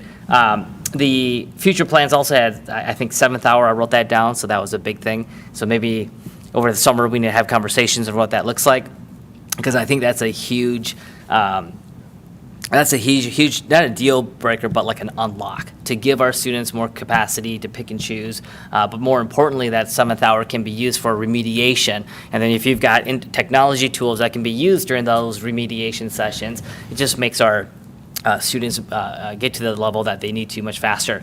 I think the last thing I wrote was Lakeville West High School. Was that? No. Okay. but back to what you said earlier about having some sort of trade center, trade hub. I 100% agree.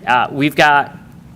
And so this is where it's like super fascinating, like philosophically, like what is the intent of an education institution? Like, is it to provide reading, math, science? Is it to, give your kids well-roundedness before they leave? Or is it to give them something more tactical, tangible skill set so that they are productive members of society as they leave?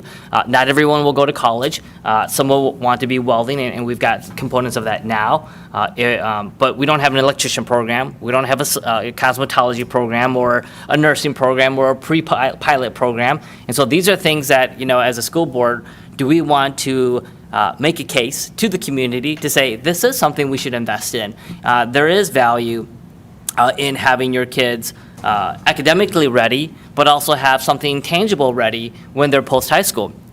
Because, I don't know, a college degree nowadays with technology where it is today in 4 years, someone can spin up an OpenClaw and Cloud Code and create something over the weekend, and next thing you know, right, they've got an app, they've got a product, they've got a company. And so when we have AI so involved with day-to-day life today, and not sure how much AI is integrated into high school life today, are we setting our kids up to be not as successful because they're not well-versed in the pros and the cons of that respective tool?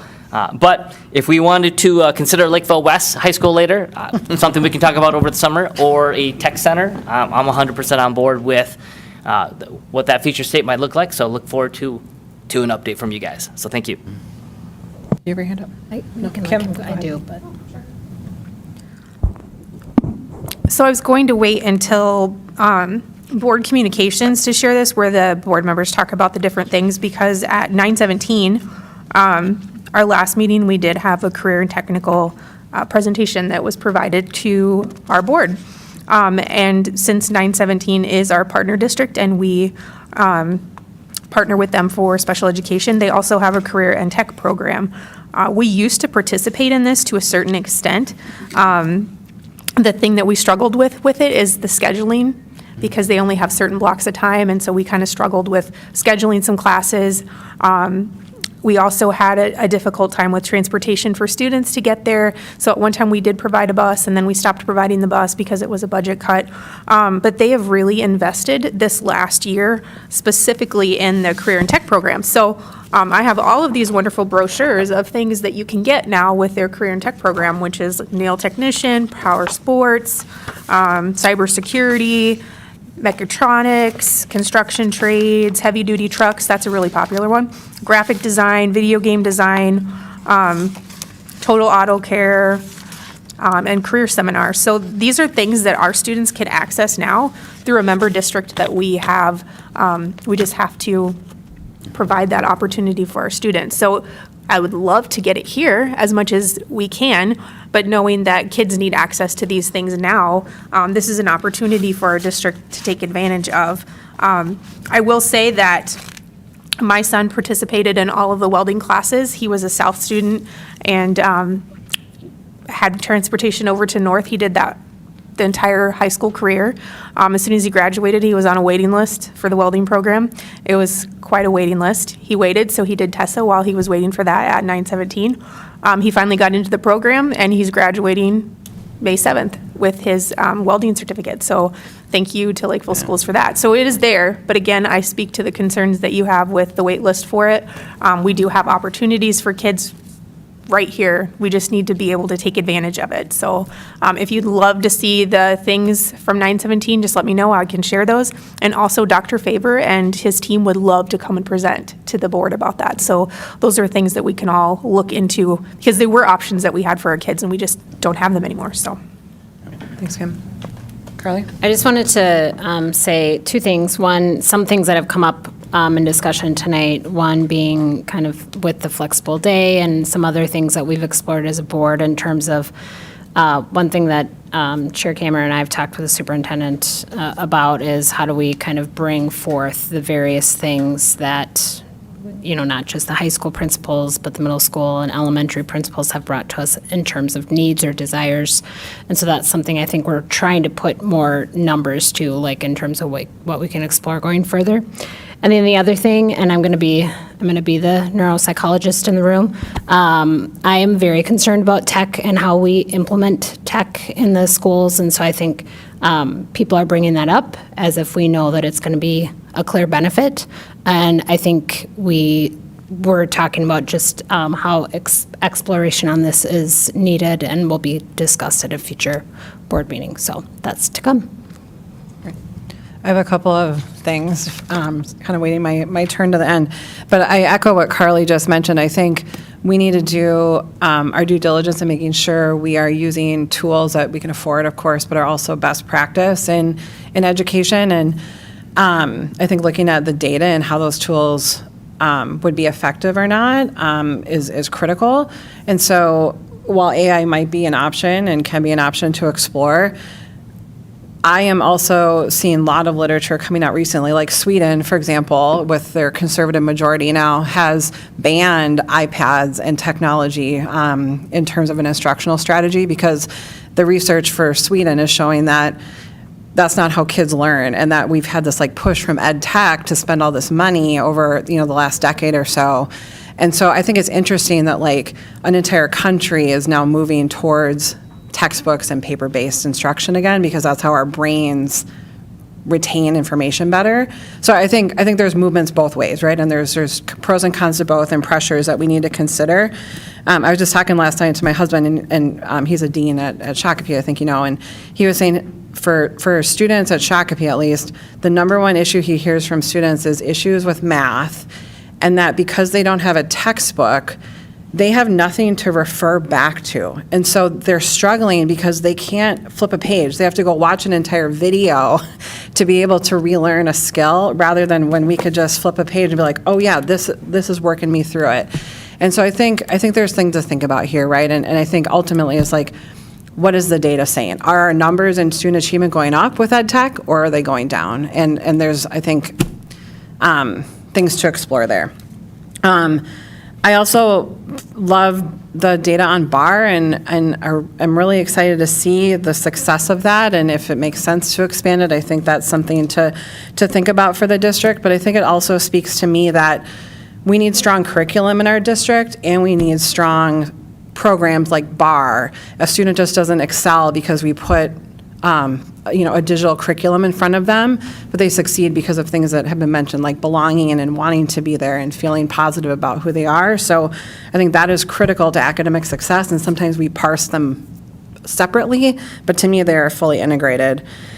A question for Principal Gar, probably primarily, or Gare, sorry, I keep saying your last, I always call you Margaret, and I'm just, okay, I know, I feel like my husband was an ALC guy, and like everyone goes by first names. So, okay, so Margaret, with credit recovery, do you feel like we are kind of at the right numbers for student interest and capacity, or do you feel like there's opportunities to increase our program to allow more students to benefit?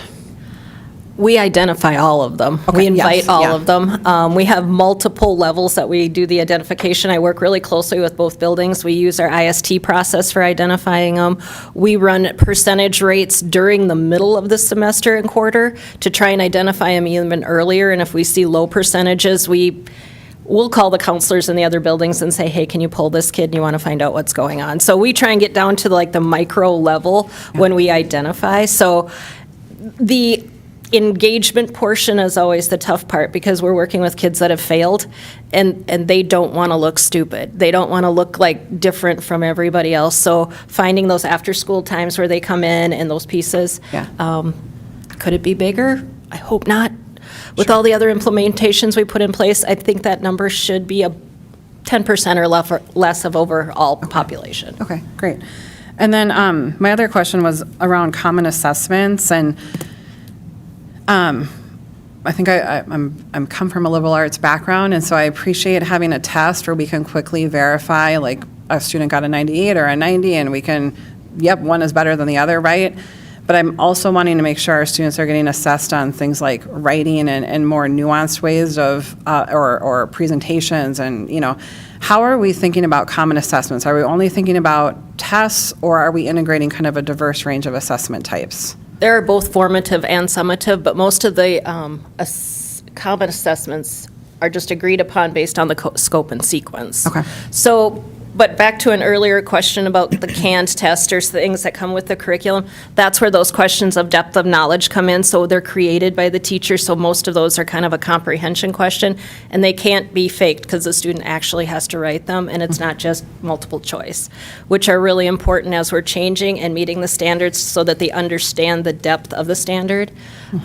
That's how those tests are created. Great. I think also with a liberal arts background, I think it's important to know that not every assessment has to be a test. It could be a rubric that measures a speech or a performance or a paper or a whatever. That assessment that is the common is measuring the standards and what level they're proficient at it. It doesn't necessarily need to be a bubble answer test. Okay.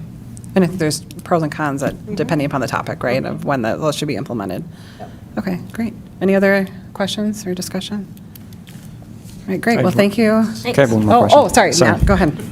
On the 7-hour class day, would that affect, you know, students being able to earn credits in order to graduate? I mean, is that, because we're going to have one more class period, so there's going to be less time in each class period. So Yes. how does that affect? Yes, that will impact the amount of credits required to graduate, and so that would be something that we'd have to work with Dr. McDonald. We've had many discussions on that and how we would reboot that. So absolutely, that would impact that. Anything else? I do have a comment on common assessment. I think you guys explained it really well. But yeah, when I keep saying common assessments, it's really, the goal should be how well are the students learning what we're supposed to teach them or trying to teach them, you know? And then having that a consistent assessment across the district, as, you know, Principal Murphy said it very well, so we can compare, like, where are we excelling and where do we need more help and what practices are really working that we can mimic across the system and be most efficient. So, because otherwise we're just waiting for FastBridge results that don't necessarily align with our curriculum, or the MCA results, which are once a year, and by the time we get the data, the year's done. So,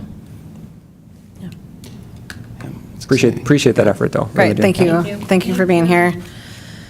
All right, next we'll move to our next presentation. Thank you for waiting it out. We have Director of Student Health, Safety, and Wellness, Karen Kuhn. Thank you. With an update on school counseling. Yes. Excuse me. Good evening, Chair Cameron, board members, and Assistant Superintendent Dr. McDonald. Thank you. Middle button. Okay. As you heard from the previous presentation, our school counselors play an important role in student success. So now we're just going to go a little bit deeper in kind of what that looks like and day to day, why we made that shift, and we're in year 2, so we're going to look at both the impact and maybe some future needs. So the research consistently shows that school counselors play an important role in student outcomes. Schools with more access to counseling services see improvements in attendance, performance, and graduation rates. Counselors play a critical role in helping students plan for life after high school, with research showing that a significantly increase in college access, financial aid completion, and post-secondary enrollment. They also support students in exploring career pathways, identifying their interests and strengths, and completing key post-secondary planning steps. Research shows that academic success is not only about content knowledge. It also depends on skills such as self-management, goal setting and problem solving. And as you heard in that video, they talked about time management and making connections. All students benefit from developing these skills, including those who already are demonstrating proficiency in those skills. School counselors play an important role in building these competencies and helping remove barriers that may interfere from learning. So you can see here the high school adoption began in spring of 2024 with the planning for this transition. It started with defining roles of the school counselors, the assistant principals, professional development opportunities for those prospective roles, and some training on BAR. In 2024-25, we started with 3 high school counselors, and then this year, 25-26 school year, we added a 4th school counselor. Just like our academic programs, our school counseling model is grounded in standards, in MTSS, which is multi-tiered systems of support, and in data. The American School Counselor Association, or ASCA is what we call it, provides standards that guide our comprehensive counseling model, and the Minnesota Department of Education provides a social emotional learning framework. Together, these ensure we are helping students build the skills they need to be successful in school and beyond. Second, our model is aligned with MTSS, or multi-tiered system of supports. This means that we provide service for all students, Tier 1, Tier 2, and Tier 3, so we can match the level of service to the student's needs. And in the next slide, we will be talking more what Tier 1, Tier 2, and 3 might look like. And finally, data. Data plays a critical role. We use data to identify the student needs. We target the supports. We measure the results by analyzing attendance, academic, and behavior data, and we monitor student progress and evaluate our interventions. So we're continuing to build out these data systems so we can clearly demonstrate impact over time.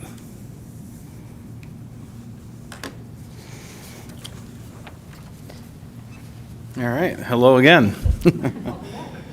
I get to talk about how counselors are supporting all our students.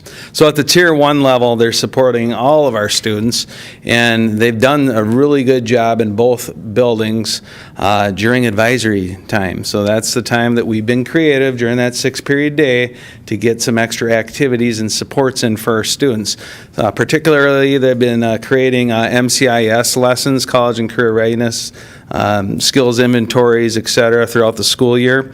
But they've also been doing some other activities, SEL activities during the advisory period.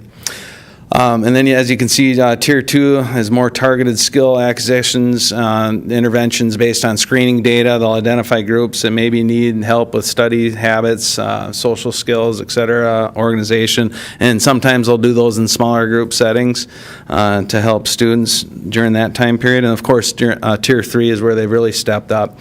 Where we just didn't have the resources at the high school level when you need that highly individualized intensive services, meetings with parents and providers to get students that intensive support that they need so we can get them back to learning and at a high level. So they're constantly doing risk assessments and crisis response support for our families, and they've done an outstanding job at both buildings with that. Typical day on the job, obviously, this is very, can fluctuate greatly. All it takes is one crisis to side rail a day like this, but they came together and worked with actually Margaret Gare during those 5 days, and you know, what would a typical day look like if it was kind of that perfect? Yeah, you actually followed your schedule type of day, and this is what they came up with, so you can kind of see how it's chunked out. And and you can see all the different activities that they're doing. What has this done to improve our systems at the high school level? Well, it's really freed up our administrators to do the instructional leadership, to do the common assessment, writing with our teachers, the scope and sequence development, to lead their different areas that they lead, and then obviously our students are getting more one-to-one attention. I think it was Brian that asked, have they attempted to meet with every student? I think that's a great question. Yes, they have. Some of them have, and they're getting there. I think that should be a goal for them, to have 5-minute meetings. I know they tried to start with our freshmen and our seniors and then work their way in. Not that the sophomores and juniors aren't important, but I do believe we're going to get there, where they're going to at least have a contact with each student. I think that's extremely important. So you can see that this is the first year where we've had a full team, and they've really done a good job kind of dividing what they've done. We're going to look this summer as administrative teams with our counselors, because they have time in the summer to work in addition to the school year, which is very nice. And we're going to kind of enhance this every year. And what can we give up? What can we enhance? Is it those 5-minute meetings with every student, which I think is very important, so every student at least meets their counselor in person. All those things are important, so we got to prioritize this, and it's going to hopefully get better every year. Sean got excited and stole some of my thunder, so these are some of the things that we're seeing in our school since the adoption. We're seeing that we have more collaboration with our staff and with our families. More parents are coming in to have discussions about the 4-year plan and beyond. We are spending a lot of time, especially this time of year, getting our students to graduation. It's another person on our team to help our students get there. We continue to refine and define systems and processes to help our students get the support they need, whether that is academic or it is social emotional. I think one of the things that, as an administrator, I see most and where I've seen the greatest change is how we do operations within our building. The operations now allow our administrative team to be actively engaged in the school system process. We are in the halls, we're meeting with teachers, we're supporting behaviors, we're working on prevention and any disruptions of learning. It gives us a chance to really focus on the systems side and not try to spread ourselves so thin. Many times in the past, before we had this model, as a principal, I found myself rather alone in trying to run the systems of the building, the academic portion of the building, the check-ins with the teachers, and many times ended up also side by side with my team doing the disciplinary issues on top of all the other things. And so it feels like we all are now in the right lane of the carpool lanes. We have the right people in the right places so that we can continue to move more quickly through the city as we work through how to support our students and our families as they go through their school system.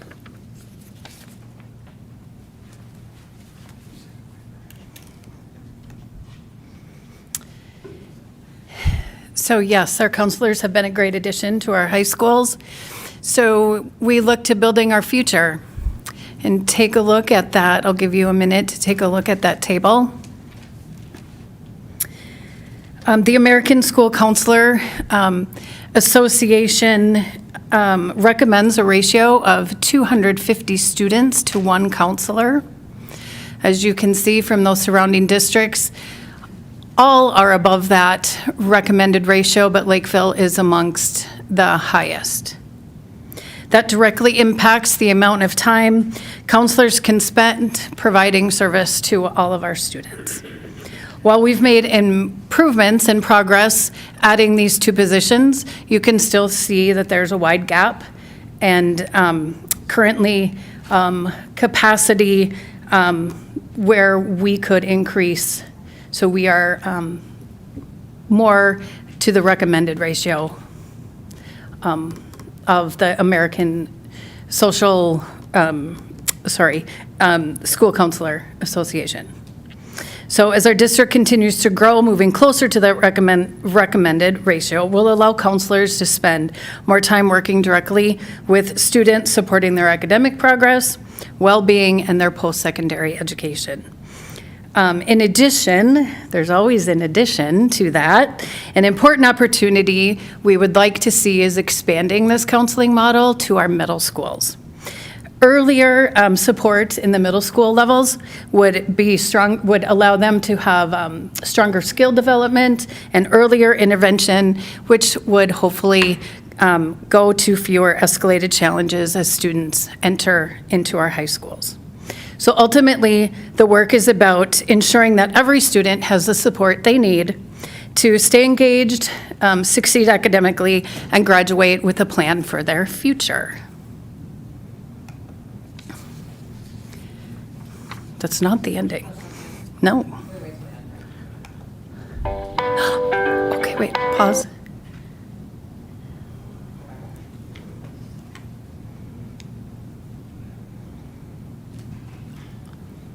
We'll start there. Okay, so we talked about the systems and the impact, but the work is really about our students. So this video gives you a chance to hear directly from students across grade levels. So you'll see both elementary and high school students working with high school and elementary counselors. I know our focus was on high school tonight, but it gives you a chance to see more of a broader perspective and how the counseling can work system-wide.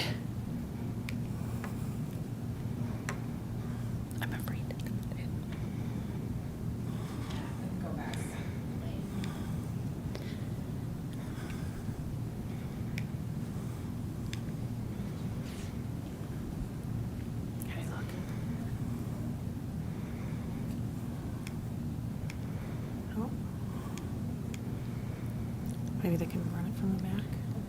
Here it goes.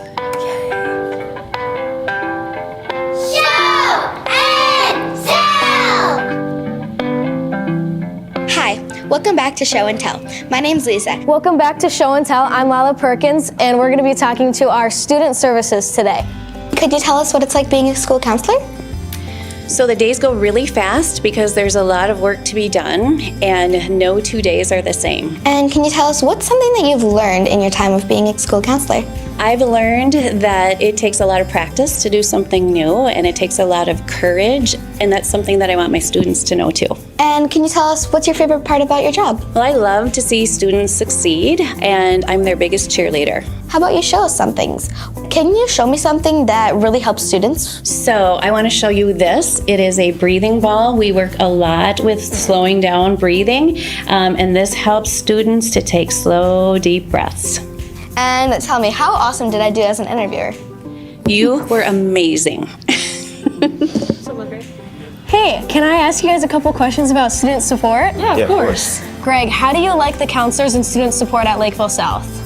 I love them. They're like available in any way, shape, or form. It's like a welcome place, an open place. You can just go in there, talk to them, ask them questions. So obviously, as all of us are juniors, we're getting ready to prepare for college, making sure we have all of our credits. Have you guys gone to counselors to help with any of that? Yes, definitely. I've gone to her to ask about kind of just like what I want to do in the future, because I kind of have like a bunch of different paths that I could choose, and she's very helpful with that. And then college, they're all very good resources. They all know what they're talking about, and you can go to them, ask them, and help you kind of decide what path you want to take. So Katie, how do you like the counselors here at school?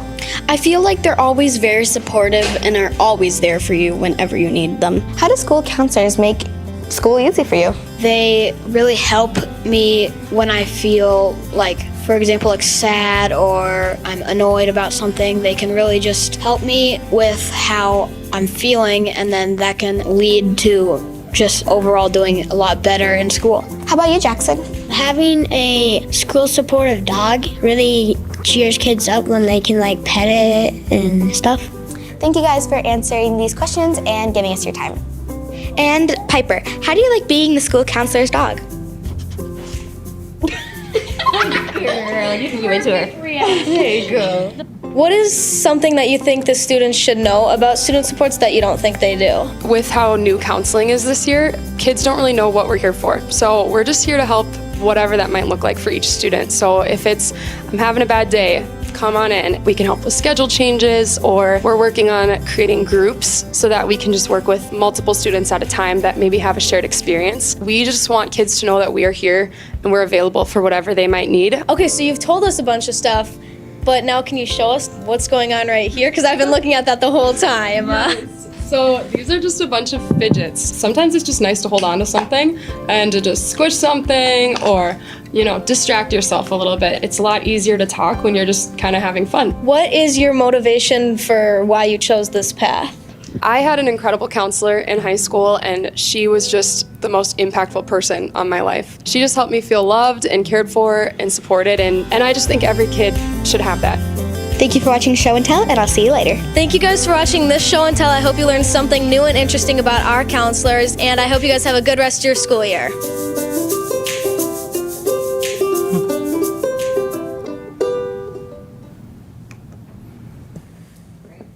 So,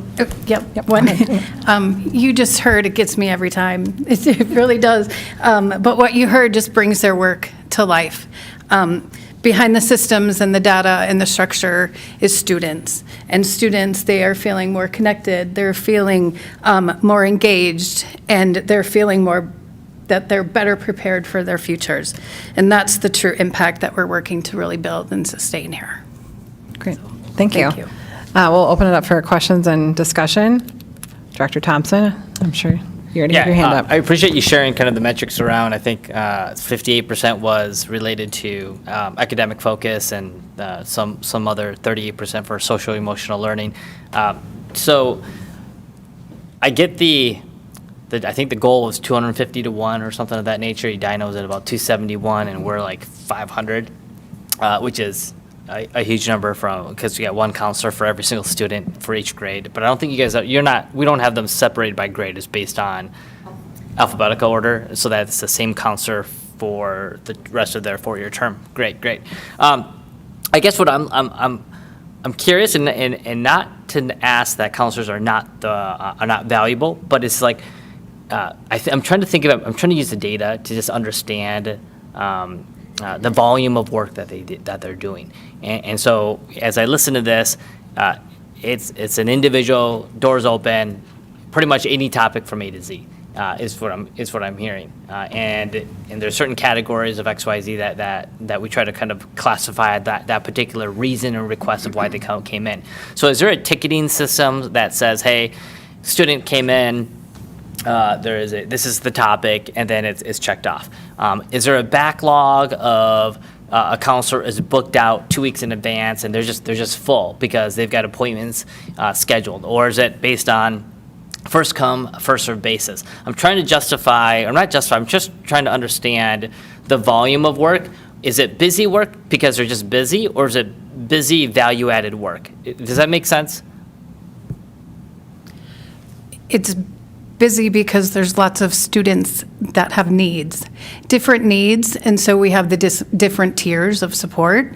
So they might be doing like a session for planning and looking at schedules for all students or their alpha. They could be doing a small group, as Principal Murphy explained, a small group on how to time manage.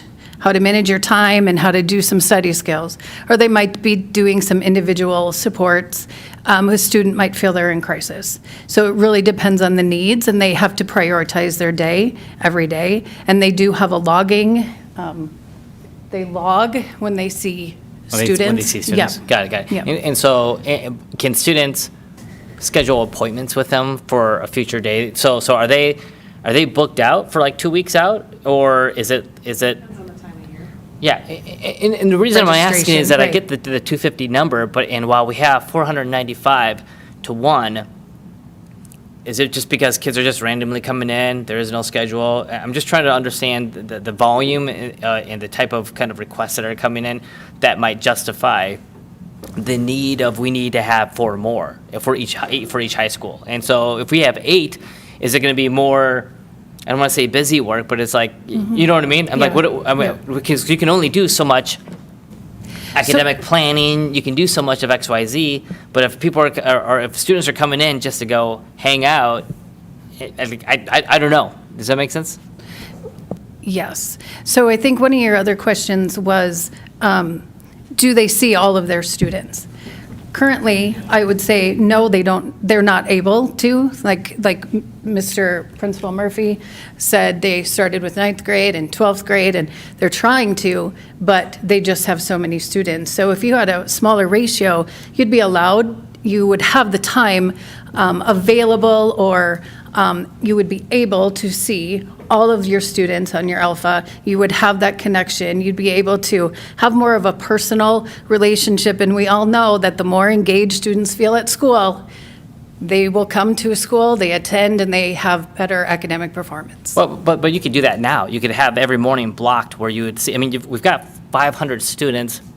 You've got 170 school days. If you see 3 students a day for 10 minutes, that's 30 minutes. So every morning, if you block from 9 until 11 or 10:30, you can bust out 5 to 10 students, and so that they are guaranteed to be connected and touched.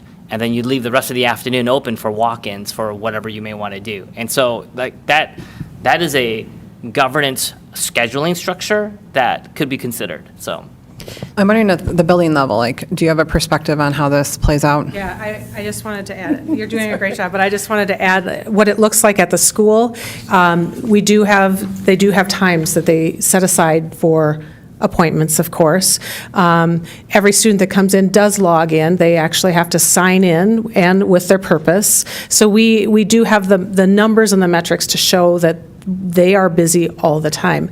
It is one of the pieces that we probably didn't go into great detail is when there is a crisis situation, whether it's through the anonymous reporting system or it's through our kind of our technology lens. There are a lot of times that they are the first person that will then respond, and in those situations, those aren't 5 or 10 minute meetings. So then what happens is then things get shifted around. Kids may be rescheduled, they get moved around. I would say it is rare for a counselor not to have somebody in their room or in their counseling office because they are intentional about if there was a moment or there was time that they didn't have something scheduled. They're in the hallway, they're in the lunchroom, they're wherever. They really are doing a good job of being really visible so that students know who they are and that they can connect with them. Carly, and then Kim. Yeah, I was going to say, I think one of the things that I'm hearing come through that I know we talked about before was, and I do hear that this would be lovely to extend to the middle level, is when you have deans or APs serving various roles, that can get really confusing for students and not feeling like they know who to go to for support, or that person is also there when they are getting in trouble for something, or et cetera. And so I think what I really appreciate and why it makes sense to expand is obviously they're doing a lot to help prep on the kind of what comes after high school. And also when we see them serving in that role, that allows APs and deans to do what they need to do, that allows our principals to be freed up to do the other things. So I guess the one question I have is, I have been hearing about space issues. So let's say you did get a wish and your wish came true, or you had a wish and you had more counselors. Are there space? Are those student services centers set up for more counselors? Yeah. We would figure it out. We We are very good at being resourceful with the spaces that And we is have. there any, because I know, were these positions on grant money, so I guess I'm wondering, like, are there opportunities, do you see opportunities to increase funding for these positions that might be grant-based or? I can respond to that question, thank you. And Bill, feel free to jump in here. These positions were created a number of years ago by the previous executive director of student services, who first did a restructure of his department. So, you know, the budget is the budget and it's tight and you can't keep adding things without taking some things away. So he looked at it through that lens, did a restructure, and then the state provided us with some dollars specifically to support student service work exclusively, right, Bill? And that's how it was sort of cobbled together. Yeah, 2 years ago, there's a brand new revenue stream for school districts called student support. And that's where we got by far the majority of the funds to put the new counselors in place. Because we went for a levy on this, and it did not pass. And so I think a lot of people are like, well, where did this come from? It came from pursuing other avenues. And so I guess, are we at our max with that? Is there any opportunity for more funds? Yeah, we don't currently see any opportunity for additional funds either internally or from the state. So it was one of those things to give up some things and to utilize the new funding that was available to us. This was a priority. And specifically with the funds from the state, they could only be used for certain positions, and this happened to be one of them. So it sort of worked all in our favor in that way. But as far as additional capacity, I don't see that at this time. Is that funding ongoing, or is that just a 2-year funding model? It is ongoing at this point, but the state legislature, has a pretty tight budget, so I don't know what's going to happen. Because they could cut it too. Okay. Kim? Are you done? Kim? So one question, because I think this is where members of the community kind of get confused on who does what. So we also have social workers, and then you have counselors, and then deans, and, all the different things. Who is managing the 504 plans within the building? Currently at the high schools, the social workers do. Okay. So that ties up our social workers' time considerably. 504s, you don't have to. I manage the 504s too, so it's a big job. It takes up a lot of time, and there's a lot of students on that, and they need to manage those accommodations, make sure they're met, update the plans, like all the different things. So that would fill up like a social worker's time, making it difficult for the counselors too. Some of that's going to spill into the counselor's role as well, correct? Yes. Okay, yeah. I also have a high schooler who tries to see his counselor and struggles to get in because they're always full, so, yeah. Okay, great. Matt? Yeah, and kind of going off of what Carly said and mentioned the I think it was a levy that failed back in 2023. To add additional supports. And I would just say I'd like to see, in future presentations, just for the public's sake, actual data from our district and what has changed since, we've put in these counselors. Because I don't think just saying research shows, gets the point across, as far as if we want to go out and ask for additional funds, because you can find research to show anything you want it to show. And so I would just encourage that, and I don't know if there's any way we can track it more specifically with the benefits. I mean, there's obviously the benefit of these counselors are doing work other people were doing, and if you didn't have the counselors, somebody else at the school would have to be utilizing their time. So it is, an additional resource. But if we can show, the public, with concrete evidence, like, look, this is what it was like before we had counselors, this is what it's like now. I mean, I think that puts us in a lot better position to go to the public and say, look, you're getting a benefit from it. Our schools are benefiting from it. One of those, I had a question, there's a slide regarding decreased behavioral risks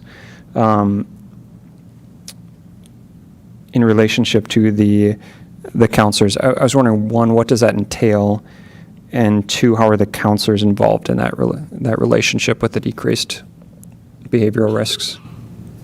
I think that comes into play when we've identified students who have some behavioral risks or have some concerns about their time at school. And so we create small groups, groups that might talk about anger management. There are groups that are we have groups that talk about homework, prioritizing, organization, how to use planners. So there are different groups based off of the needs that we're discovering. A lot of times in our bar groups, when we are having discussions about groups of students and behaviors that we might be seeing, that we can then support them. Every behavior is a way of communicating, and if we can help our students learn to communicate in positive and constructive ways rather than being frustrated and communicating in destructive ways, that gives us a chance to really work on how to better change those behaviors in the process. I I also think the counselors are able to make relationships with these students and with their students, and the more relationships you have, and I will say that, the better relationships you have and the more engaged you are at school, your attendance will improve, your grades will improve, you'll feel safe at school. It's a good place to come. So I think that has, our counselors have had the ability to establish relationships with our students, and that also decreases behaviors. Yeah, and I appreciate all that, and I don't doubt their value at all. I'm just saying, from the position of the board and the district will have to sell this, if we want to go back, being able to tie it to actual data. I even think it helps showing like this is how many visits they have, for helping with FAFSA forms, helping with college applications. And I don't know, I know we talked about this a little last time you were here, being able to track the before and after. I know there's some privacy concerns which you guys can probably address, but I don't know, and maybe that's something you guys can think about, how could we track, the utilization of our counselors better in order to convey to the community that, hey, there's value here that you should look at. Other questions or comments? I just have two brief ones, and I think it goes to what Matt is talking about, and Carly too. I know it's difficult to say that because we have counselors, X has happened in some cases, right? Because we're implementing all of these various things at one time to help a student succeed, whether it's BAR or a new curriculum, or maybe there's a new athletic coach. There's so many things that influence the success of a kid, but I think to the extent that we can parcel it out would be helpful. And so one question I have is on the desired daily experience survey, which I know the numbers are more positive, right? And they were positive, but they're even better now. Are there questions related to counselors specifically, and if not, are we seeing in any of the open-ended questions, like with qualitative data, students choosing to speak about the counseling staff and their experience, and do we have the expertise to then code that data to make the connection on a student's success? I can speak to one, not the daily desired experiences necessarily, but I had mentioned that we still want to build out. We're in implementation year number 2, so we still want to build out what data we can collect and what we want. And one of those things is a school-wide or high school-wide kind of needs assessment, and to see some of those questions, and are we being are they being impacted? Are the students, finding their value? Okay, great. So, do you want to? And then my other, you can jump in, Sean, if you want. I think my other question might be for more of the building stuff, but Karen, if it's more you, that's fine.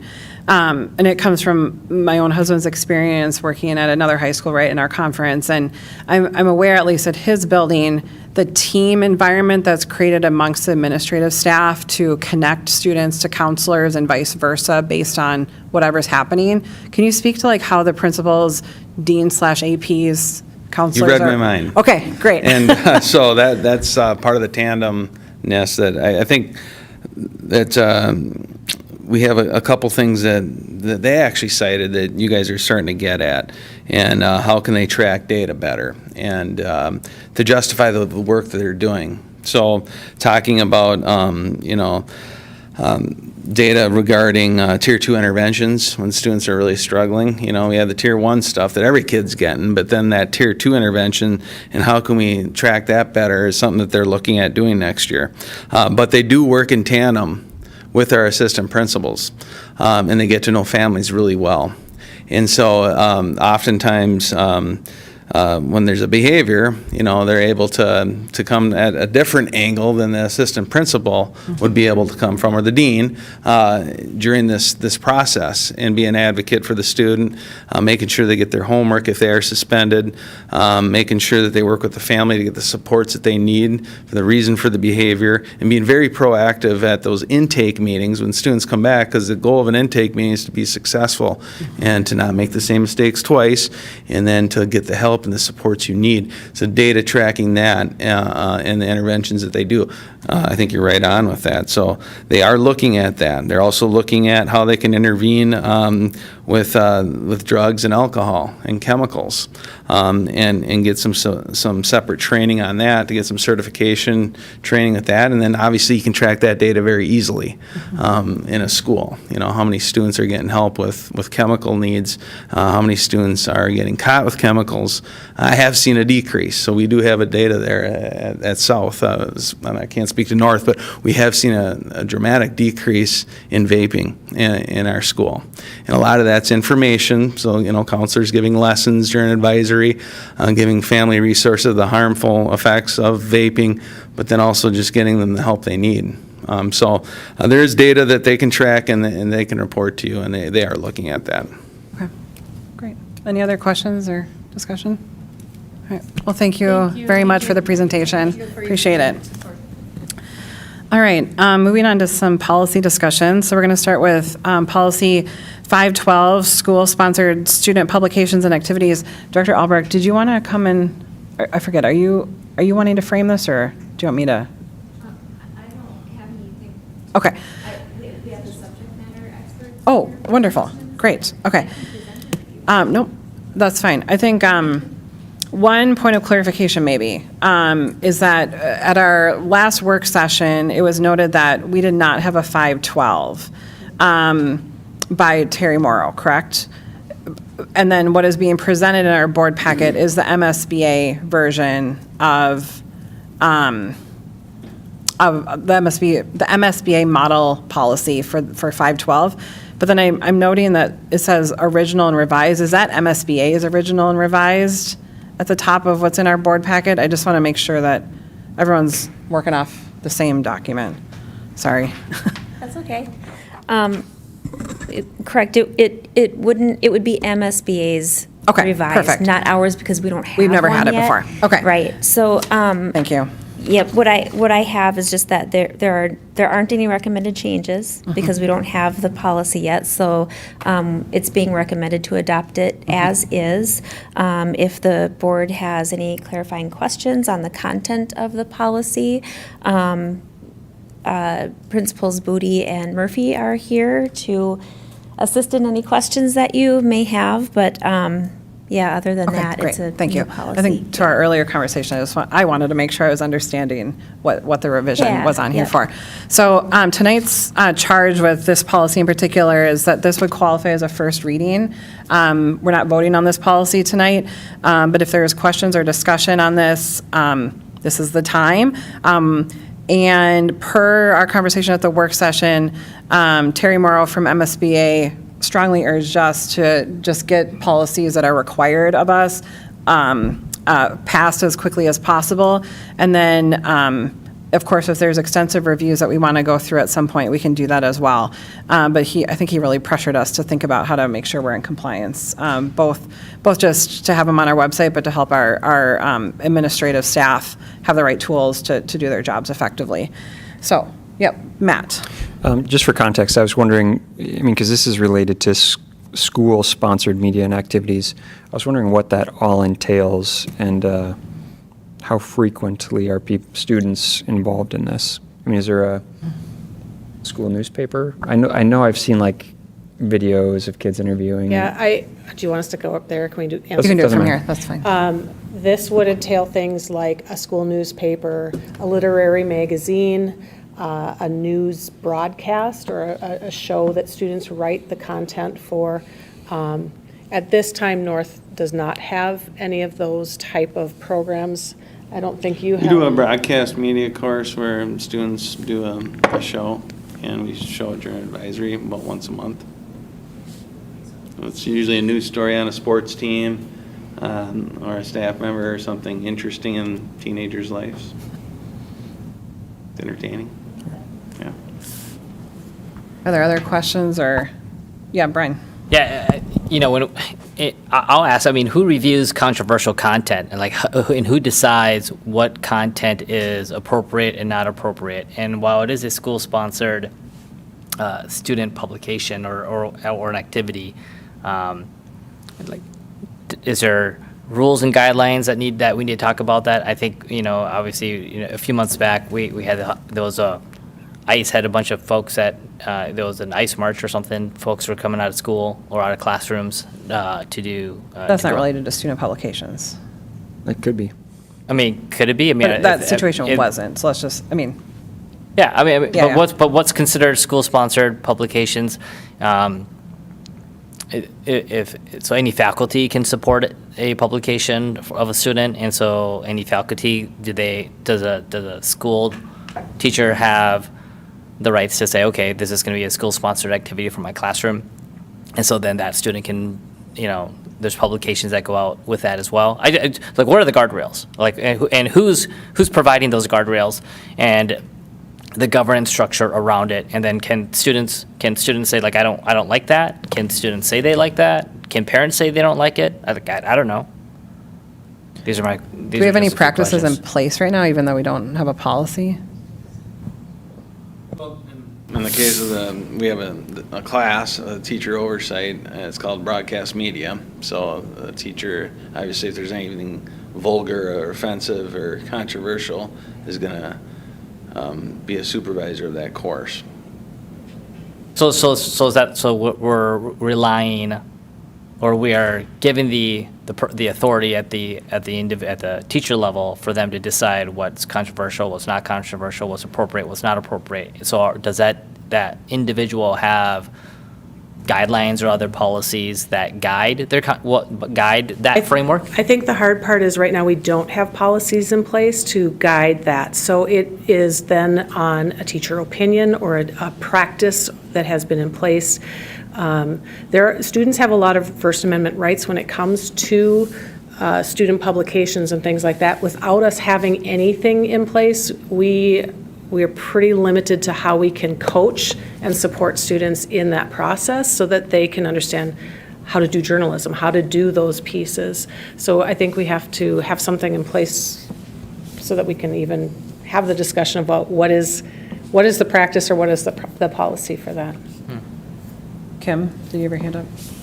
Yeah, so I was just saying before we start asking these questions, maybe we should review the policy, because I feel like a lot of the questions are in this policy. That people are asking? Yeah. Okay, I assume everybody had a chance to read the policy, but if not, we could table it too. Tony? Yeah, this kind of gets into that. The definitions, there's some definitional problems here. It says a school-sponsored media is material that is prepared wholly or substantially written, published, broadcast, or otherwise disseminated by a student journalist, distributed to the students in the school, and prepared by a student journalist under the supervision of a student media advisor. And the student media advisor basically means a qualified teacher that the school district employs, appoints, or designates to supervise student journalists. So I think the issue is, are the schools going to be specifically designating somebody who's going to be the student media advisor in all of these situations? Or can any teacher essentially be a student media advisor, instructing a kid, you want to start a podcast? Do you want to put together a newsletter or something of that nature? I think narrowing that down and clarifying that would help provide some instruction, not just to the board, but to the people who are going to be implementing this. Right now, Sean, you just have one opportunity, so you have one person. Is that okay? We both used to have newspapers that were distributed, and probably when this policy was written, it was more geared towards, and those newspapers were given at lunch once a month. That practice has been outdated. So, yeah, I think some of it maybe still applies, but it's different. And I'm taking note of all of these questions, and obviously there's the recording that I would ask that our administration bring to our next working session so that these things can have more recommendation going forward on how we might handle this for the board to consider. Obviously, we get to set the policy, but I think a recommendation on how this would play out in practice would be helpful. Matt, and then Paul? Yeah, go ahead, Matt. Yeah, I just wonder if the board would consider having the principals be another layer of oversight. Because if we're just leaving it to student media advisor, I mean, there is no reference to, our building leaders in the policy, but just having them be just another layer of oversight to, if there is anything questionable that gets challenged, that it would go to the principal as well. Paul? Yeah, and I think one of the things, when I was at the University of Pittsburgh, one of the things you couldn't do, and you could argue the First Amendment, free speech, but one of the things you couldn't do was use the brand or the brand equity and community goodwill and leverage off of that to express your opinion. So let's just use politics for a moment. Whether you're left, right, or in between, you couldn't use Lakeville Schools brand or community goodwill to express or leverage off of that to get your political opinion out to the public. So, I think that's something, back to Brian's guardrail comment, I do think we need to have something that encapsulates that so it's not the Wild West. Other comments or questions? We do not have that policy at the University of Minnesota, by the way. Yeah, For faculty, well- at least. Faculty can say what they want, whenever they want. Staff cannot. Okay, so can I charge Emily and related people to think about these, and then we can bring these to the work session for further exploration and revise as needed for a second reading at our next meeting? Okay. Great. The next policy is 606.5, library materials and form. I would like to make a recommendation to the board that we, I would like to make a motion to table this particular policy. I apologize if people spent a lot of time on this for this meeting. However, it will not go, you'll need it in the future. And that is that we don't have the content expert. She was not available to be here any longer tonight. And I think it's important. There's many things in this policy that require kind of decision points. And so my recommendation is to table this. We can bring it to the next work session to kind of hash through some of that, but then we would have a first reading again and a second reading. So apologies for kind of the duplicate work, but that's my suggestion. Yes. I second that motion. All right, seconded by Swanson. Any discussion on that or a desire to do it right now? Okay. All in favor of tabling this? Say aye. Aye. Any opposed? Okay, motion passes to table. And then the last policy for review tonight is 704, which is related to fixed assets. So this is also considered as a first reading because we're changing some of the language in the policy. We currently have this policy, so this is not a new one. And the change really actually was spurred by our auditor, as I understand it, correct, who was looking for us to put the $100,000 language into our policy.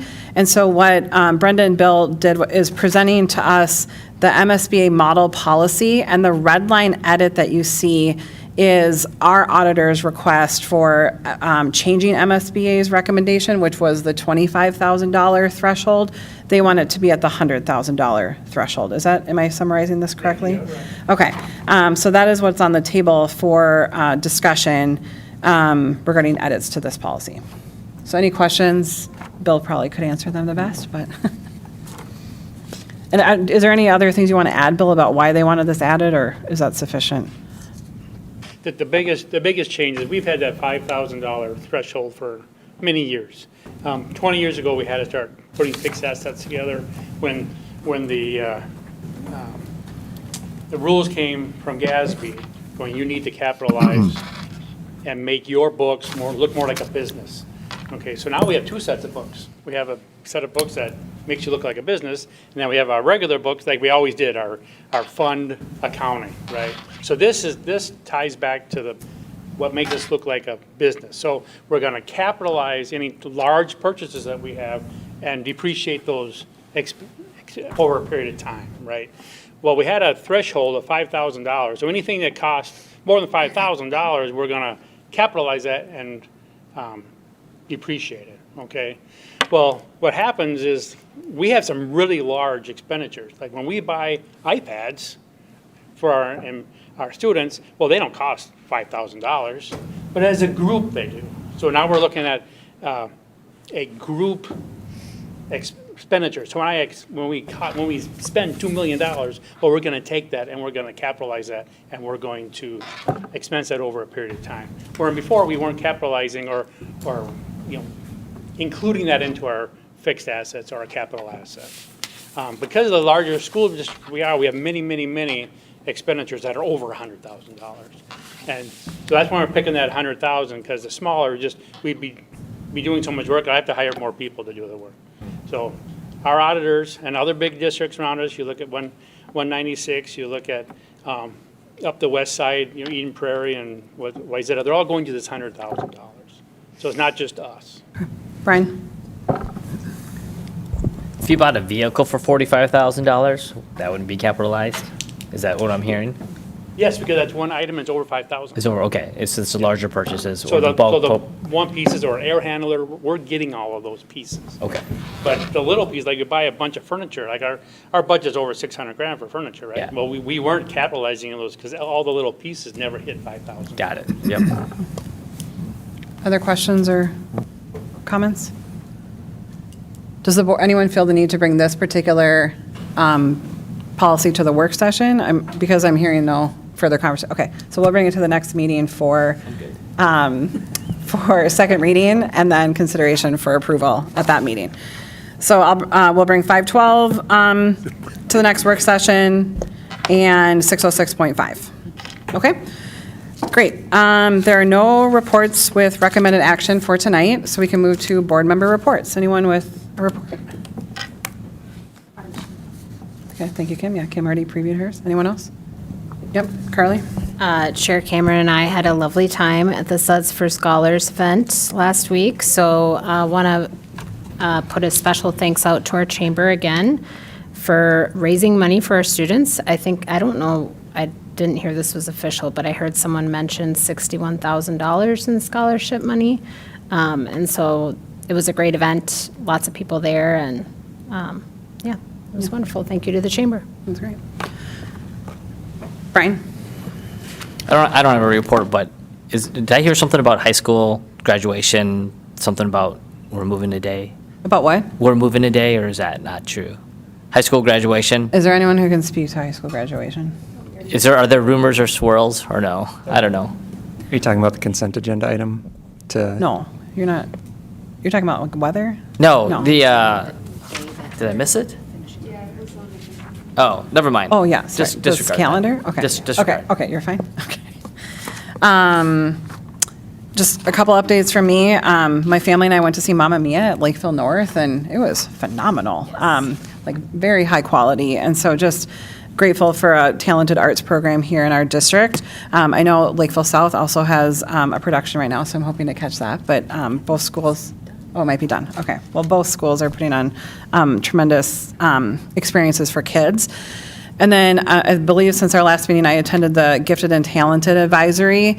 It was the last meeting for that advisory, and what we looked at was how other school districts, both within our conference and then both like the higher performing districts, how are they offering gifted and talented services?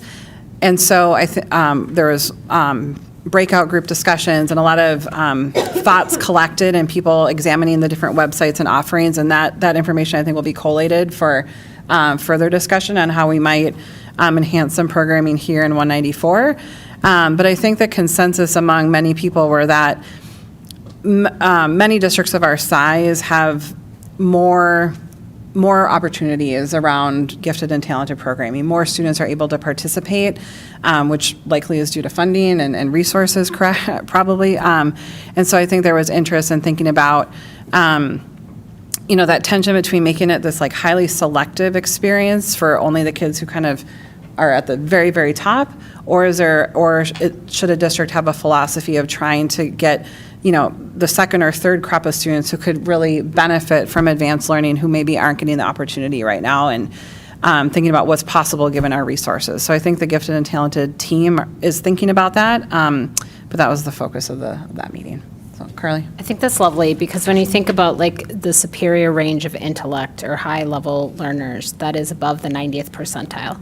And so when we're talking about our kids only qualifying for something like Ignite at the 99th percentile for only reading, or for both reading and math, and then what qualifies for Discover, we're losing a fair percentage of kids who are at the superior level. And so that's great. I love that. I think what I appreciated too is Dr. Labette from Oak Hills, principal at Oak Hills, is on that committee because his school hosts the Ignite program. And one thing he talked about was the desire for all classes, gen ed classes, to incorporate more project-based learning like they do in more of the gifted to help foster critical thinking skills and higher levels of achievement. And I think that's an interesting topic too to think about, and that relates to curriculum, right? But I jived with that perspective, so. All right, any other updates? Okay, we'll move to superintendent update. Thank you, assistant superintendent.